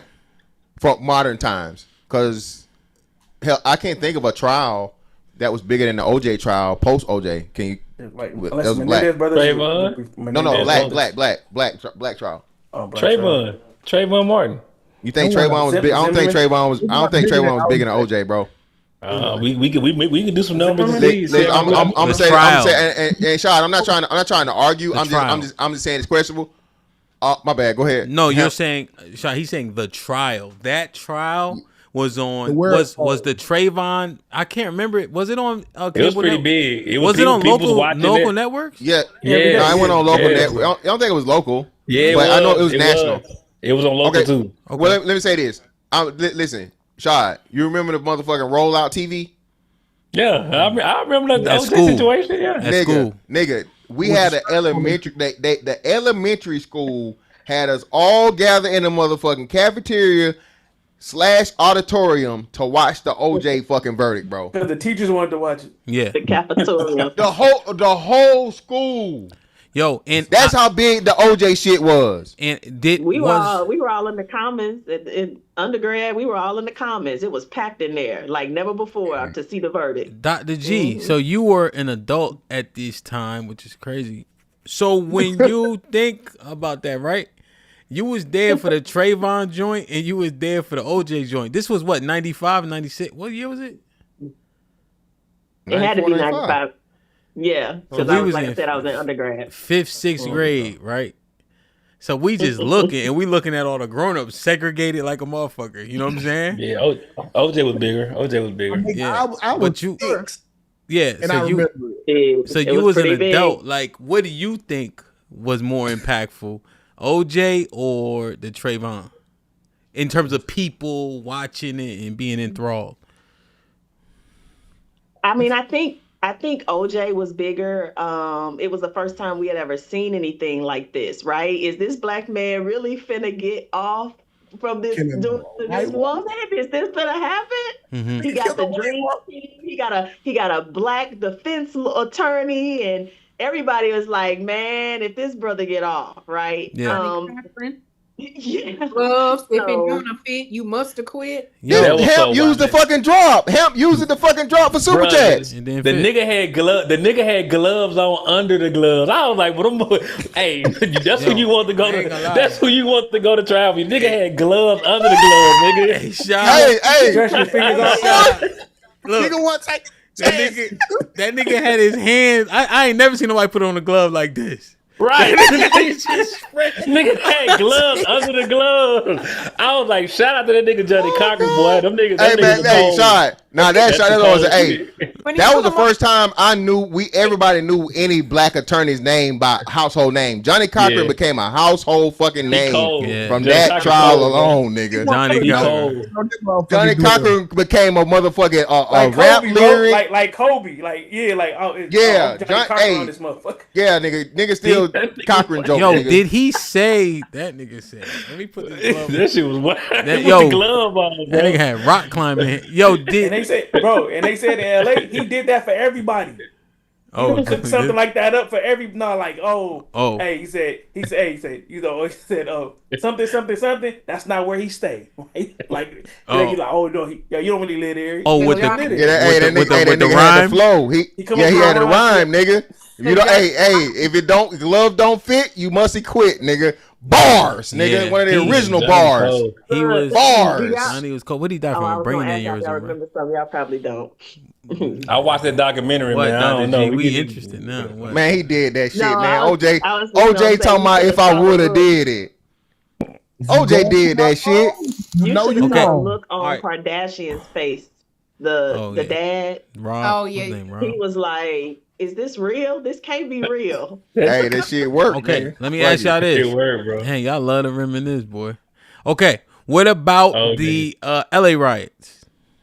Nothing. Blip. Is it comparable to George Floyd shit? What y'all think? Nah, that was local. I don't think we knew. So hold on, what you talking about him? Because you got two of them. Rodney King. Ronnie King. before I'm talking about the Ronnie King. Well, Yeah, hold on, that was- we can't skip the other one. We got to go back to the other one. Oh, When was the girl that got shot in the head? The Korean, the girl that got shot in the back of the head. Korean riots. When was that? The LA That was that time frame, 85, right? Early. I know think it was mid to early like 80s. Mid 80s. Mid early, But mid 80s. The same time, right? Yeah. Maybe Somebody let 5 us to know in 10 the chat, years, man. Let me maybe see. 10 years earlier, 5 years I earlier. said I got 92. Okay. Oh, I damn, wasn't is even that dead close? then. Yeah. Damn. Shade too So good? That's crazy. I wasn't even dead then. Like, Yeah, because like I don't say that like one of the documentaries got those like almost like, oh, it's a hotbed in LA and they happen back to back, and its own like the streets is bad because crack is there too. yeah, that was 92. So yeah, so that's why 92. and that's why they got the pistol. She got Latasha the pistol. Harris. Yeah, she has the pistol because they getting robbed because it's in the crack zone. Oh, okay. Huh? Oh, you talking about the lady that shot her in the back of the head? Yeah, The like Korean lady. they was getting robbed, and then when they had to mobilize, they sitting on the roof of the shops. You know what I'm saying? Sniping off because they was armed because they was having trouble. Yeah. Okay. Damn. And I remember that video, man. They actually had video of that shit too. And then when The snipers. No, when she got shot, remember? They have the actual footage. Yeah, the what's the name footage? The store footage. The You could look it up. CCTV. Yeah. Right. Yeah, man, it's bad, bro. She shot the girl in the back of the head. She died instantly. Yeah, died instantly. And then obviously, does Menace to Society kind of plays on that, right? When they go in the store and shit like that. Okay. I'm just trying to think. Did we make sure that I just want to make sure we don't just skip over the things. I understand. Oh, Million Man March. Anything? Yeah. When was that? That was impactful for sure. Was that 95 or 96? Might have been 94. 90, I don't know. It might have been 95 or 96, yeah. Okay. Impact. I want to say impactful positive. I don't know if it was necessarily negative. Was it positive? 1995. Yeah, I do think so. I think that like as far as black men being involved in politics and realize, oh, you can organize, you can move this many votes. Washington D.C. and all the capitals across the country see that and say, okay, they say, oh, can I manipulate this for my benefit? Yeah, I'm not gonna say it was a negative or positive. I think it was a missed opportunity. All those people gathered up, right? All those black men gathered up. Well, it wasn't just black men, but mainly, that was the focus of it. And nothing ever came of it. We never turned it into what it could have been. Yeah. We got Barack Obama. From the main man. Obama had nothing to do with that. Obama was writing letters to his white boy love interest. Oh my God, bro. Oh, you know what? Oh, I can't tell the truth now. Now I can't tell the truth. Shut down the screen. Now I can't tell the truth. Niggas can't tell. Niggas can talk all kinds of shit about Trump, but I can't say that motherfucking Barack Obama was writing love letters to some white man about his fantasies. Shit. I don't know anything about that. Hemp, go ahead and read. Google it. No, I'm gonna say the super chat need to read those, but Fifi put something up there that we've not talked about, and we didn't talk about HIV/AIDS and how that impacted the Black community. That's true. We did not. Yeah, wrap it up. The Wrap It Up campaign. That is a major part too. Yeah. But I think that was definitely 70s and 80s, ain't it? A positive because it made people aware. Yeah, it made people more sexually responsible. Right. Because hell, in that same shit, TLC music wise, that was one of their biggest things. Don't Go Chasing Waterfalls had that in there. And that was what 90. Yeah. It had to be what? Yeah, 96, 97. Left Eye always wore the condom over her eye to. Yeah, that too. That was exactly. Yeah, she had in the glasses. Talk about sex. You did have a lot of rappers come out and talk about, at least if you're going to be active, being protective. Because of how so many people were, like the health crisis. So you had a drug crisis, a health crisis, over policing, education issues, and then generational wealth not being participated in. And that's just in what we're talking about 1994, 95, up to the 2000. That is a large chunk to have so many societal issues and wonder why we're behind. A health crisis, a drug crisis, an over policing crisis, and missing any type of touch points to build economic gain. Well, I wouldn't say a health crisis because still, again, I think we I don't use the word overblow, right? I think we overassess, right, the impact of these things because again, the AIDS thing has always been a very, very small, and we know particularly, who participated in that, right? Again, people forget that Magic Johnson said he was having sex with a lot of people. Okay, I don't know if y'all paid attention to that. He didn't say women. That nigga said people. And he hung out with Hugh Hefner. And Hugh Hefner admitted to fucking them boys. But anyway, don't hit your pussy limit, fellas. All right, don't ever have so much pussy you want to try the things. But anyway. Yeah, they be having to niggas for real. Yeah, Dwight Howard, anyone? Crazy. He was gay the whole time, bro. Come on, man. Perfect. So much pussy you turn gay is crazy, bro. Niggas said it, bro. Too many niggas done said it. I'm telling you, but they get bored. They do be saying that. Wow. They do be saying that. They do for real, bro. Nigga, you can't fathom too much pussy. Yeah, same thing with Diddy. Same thing with Diddy. Like, you gotta think about it, bro. I mean, I know I don't really believe at Andre Harrell house, bro. He was already final thoughts. We doing final thoughts here. We doing final thoughts. Y'all niggas ain't. Y'all will talk about anything, nigga. That's for damn sure. I applaud y'all. It's a show, nigga. It's a broadcast. It's supposed to be educational and entertaining. Y'all niggas. Education and entertaining. Yeah, we sleepy, man. I want to say shout out to the POV. Right, POV beat us last week. They got 7,000 views on their show, man. Clap it up for POV, man. keeping score.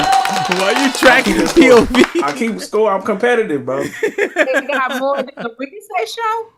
Yeah, on the show yesterday last week had more views than the show we did on last Wednesday. So he beefing with the POV. I mean, I feel a way about it right, too. It's the vision board mafia that he's fighting against. Well, the POV is better decorum than y'all, so maybe y'all need to take a page. Of course they are. What you thought? Including you, Dr. G. You're not on the POV. You on this show. Hey, speaking of decorum, anybody want to read? Anybody want to read? It's a Whitehouse.gov. I can't see. Yeah, you can't. It's hard. It's hard to see on your joint, bro. Pause. You didn't. I'm the only one that can see this. That's crazy, bro. Wait, it's hard to see on your joint. Like, how's that a pause? It's a pause because I said joint, so it is definitely a pause. My bad. Pronoun. Yeah, crazy. That's fucking diabolical. But you know, you got the yo, that show, nigga. You remember that show? What is come on? You say niggas was talking about how much niggas eat. Pause. Each under the table. Yeah. That was crazy, nigga. Mike Brown with the finances. He said, those hey shot from Crescent need to come with money. LOL. Got it. Fat Boy with the finances. We getting bricks from FLA in the late 80s in Georgia. Fat Boy with the $5 says straight rock. See? Fat Boy with the $2 says that's not true. Fat Boy with the $2 says y'all don't know what y'all talking about. Better Belize with the $5 says what areas were poor have nothing to do with it. The East and West Coast were hit harder because they're major ports for Coca-Cola. Okay. Rachai Media with the $5 says what the data actually shows is crack users were not the majority black nationwide. Estimates approximately white 50 to 60%, black 30 to 40%. I don't know. Maybe. No 413 is popping with the $5 says not too privy with the era, but the movie Kill the Messenger was good. What do y'all think about the movie if anyone has seen it? Hamp? We probably gotta brush up on Kill the Messenger. Imperial with the $10 says this era fostered a life of crime. Everybody made their own decisions, but it was a way of life and a frame of mind that got embedded into the culture. Okay, yeah, I think it definitely does frame a lot. Escobar was popping. He said the Most High Child. I can't read, so I'm bunched up. Salute my Ak with the $5 says my family last name is also Barksdale. If you know, you know. Not pushing the foolishness, however. We know that no family. Shay with the $2 says property values drop which affects the schools.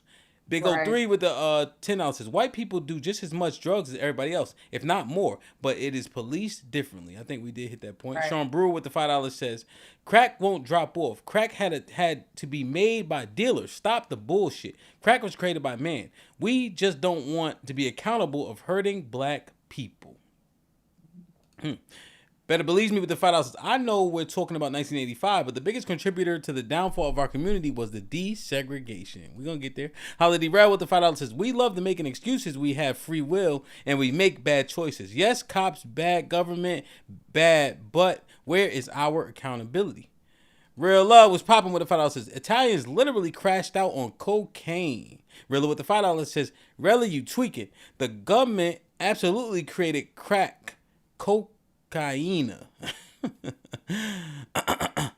with the $10 says, we're expecting people back then to recognize the play in the real time. The same people look at the issues in a vacuum now and still fail to recognize the play. I don't want to hear it. 2K is correct. Rilla with the 20 ball says, we need to stop making points and start making progress. Shout out to King Randall, New Era Detroit, Jason Wilson, and all the boots on the ground community activists. Peace to the gods. Holiday Red with the $2 says, how gullible are we? Bigo 3 with the $2 says, they didn't perceive it as government. We just stopped trusting doctors for the Tuskegee experiment. Oh, that's an interesting point. What? What do you say? He's saying that we didn't blame the government. We blamed doctors experimenting on us. That's what he's saying.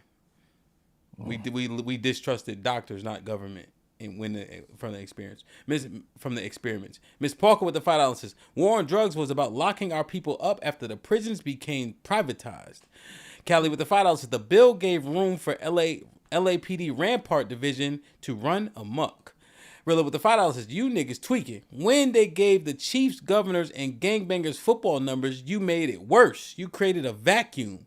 Pound 94 crime bill. Mont with the $5 says, the elders taught their kids to stay away from drugs and selling dope back then also, and they still did it. Sean Brewer with the $10 says, man, stop the starvation bullshit. They sold dope to look fly and be cool. Small percentage actually turned the money into a positive. Mitch and Paid in Full stayed with his mama in the hood. Fantastic is right. Sean Brewer with the $2 says, people still voted for Biden. Stop the crime bill bullshit. Sean Brewer with the $2 says, fronted, I thought they dropped it off. LOL. Ashay with the $5 says, I saw people in the middle class renting the family car to 14-year-olds 3 days for an 8-ball. What did they tell their family when they came back crashed?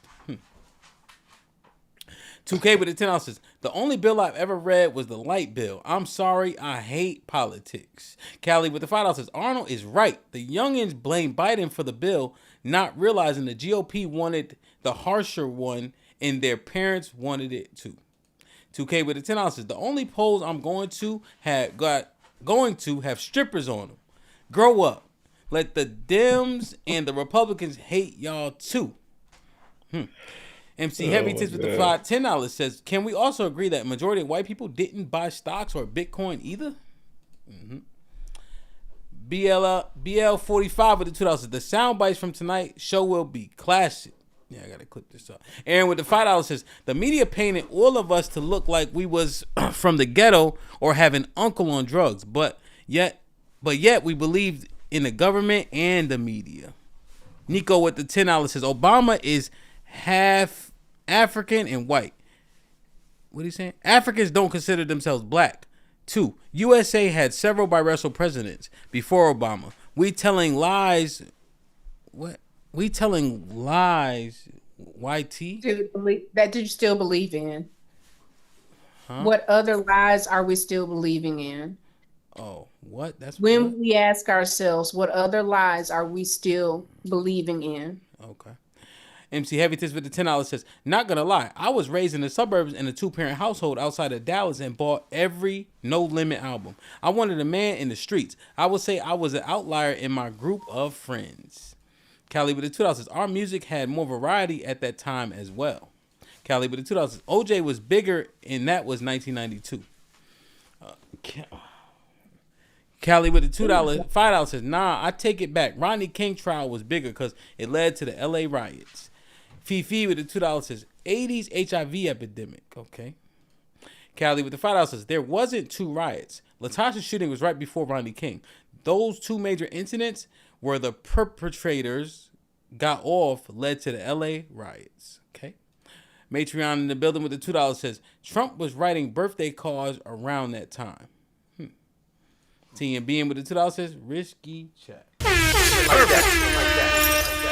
Like, share, subscribe, tell a friend to tell a friend. Hit that like button right now if you can. That helps the channel the most. I think we did a better job not belaboring this decade so much. I think it was kind of more exact almost. You know, I think we kind of knew what to focus on. And it kind of feeds right into one another. Tiff, any final thoughts? No, it was good to see you, good black people. Thank you in the chat for the birthday wishes. I'm going to turn up and have a blast. Auntie going to do what aunties do. Which is what? You going to brunch? That part. Mm-hmm. She's going to spin her ponytail in a circle. All right, you ain't got to tell them. You ain't got to tell them, Tim. She's going to do the P.D. Pablo with her ponytail. What's the P.D. Pablo?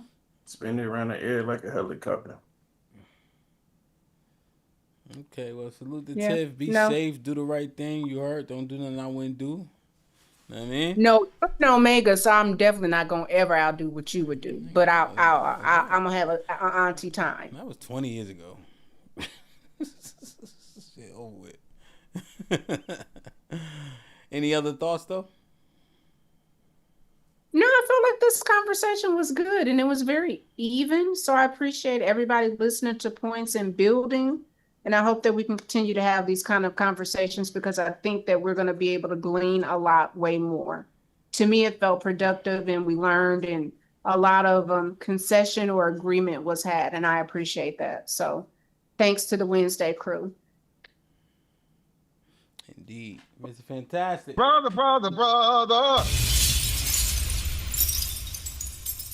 It's all Cali niggas' faults.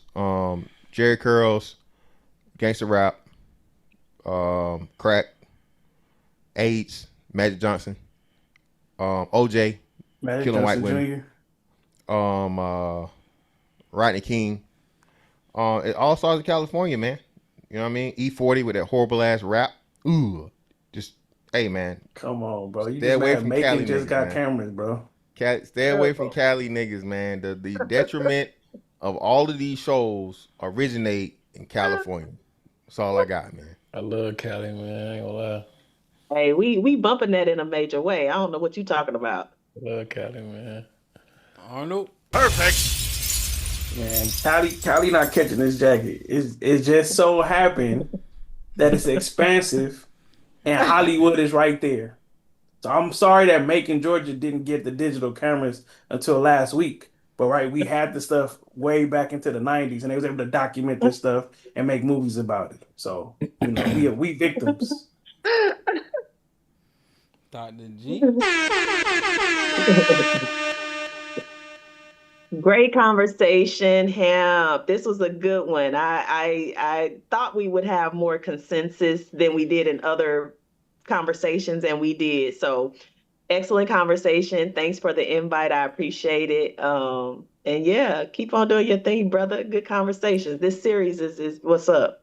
Yeah, man. So damn, when it's easy, it's good, huh? Okay. I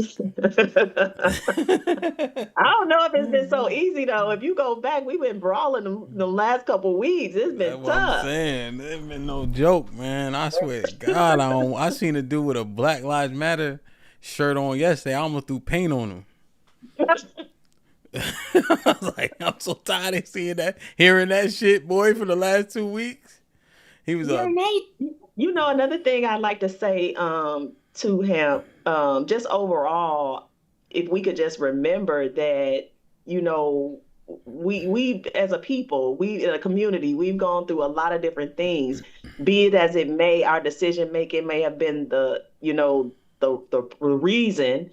It doesn't take away what happened as a result of the bad decision, though. And that's what I don't think we give enough empathy to. I don't think we speak to that part of it. Sure, place blame where blame goes. But at the end of the day, we still have people who are impacted who are not directly involved. Mm-hmm. And that's the problem. You know, it's a spread through the community. All these different things, redlining, the drugs and the government, this and that, and this president being an actor, all the shit impact us the worst. So I'd just like for us to remember that. Yeah, 100%, man. Another thing, man, when you don't chuckle when Mr. Fantastic is making his points, the panel go better too. You know what? I thought about that today. I was like, man, the loss is mine. I can't laugh. I got stuff going on over here. And he done took me laughing personally? Is he crazy? Yeah, he crazy. Well, yeah, that part is easy. What is going on? Shab, what up? Good show, man. I think I appreciate these builds and walk downs. I think this particular era and the era before it, man, that's the 1-2 punch, man, that we haven't been able to quite shake back from, man. Black people, we were making a lot of strides before this era and the era before it. But like Dr. G said, man, we resilient people, and I know some of y'all hate niggas, but we ain't going nowhere, man. We struggle or not, you got to deal with us. And I know some of the niggas don't like dealing with the niggas, but it is what it is, man. So the marathon continues, man. It's just where we at in this country. As long as we're in this country, we'll be fighting for something. So strap in. No, 100%, man. Right? You're not a pause. Come on, Sean. Come on, Tiff. Why is that not a pause, though? Strap in. Pause. All right. Yo, Yeah, I knew this one would go a little bit better. It seems to be very clear about, you know, the main issues, and those issues directly feed into one another. Not Dr. G laughing while I'm talking. You're right. I don't like that shit. You're right, Mr. Fantastic. I don't like that at all.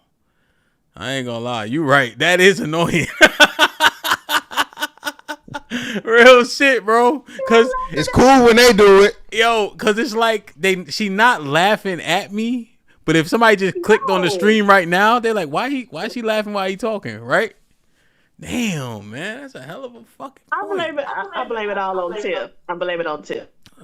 But nah, you know, I knew this one was gonna work better, or I think more seamless to Dr. G's point. You know, we got a couple points of contention, but we understand like the main factors. You know, I think the deliberation was the percentage of people that it affected, and I think we were able to get to a common ground where it affected more people than we maybe thought give credit for, because it goes into so many other residual effects from it. You know what I'm saying? I wonder, does this conversation help us understand, or does it help us move forward more positively or more efficiently? Like, what does it do? Or does it just bring understanding to what it is we dealing with and facing?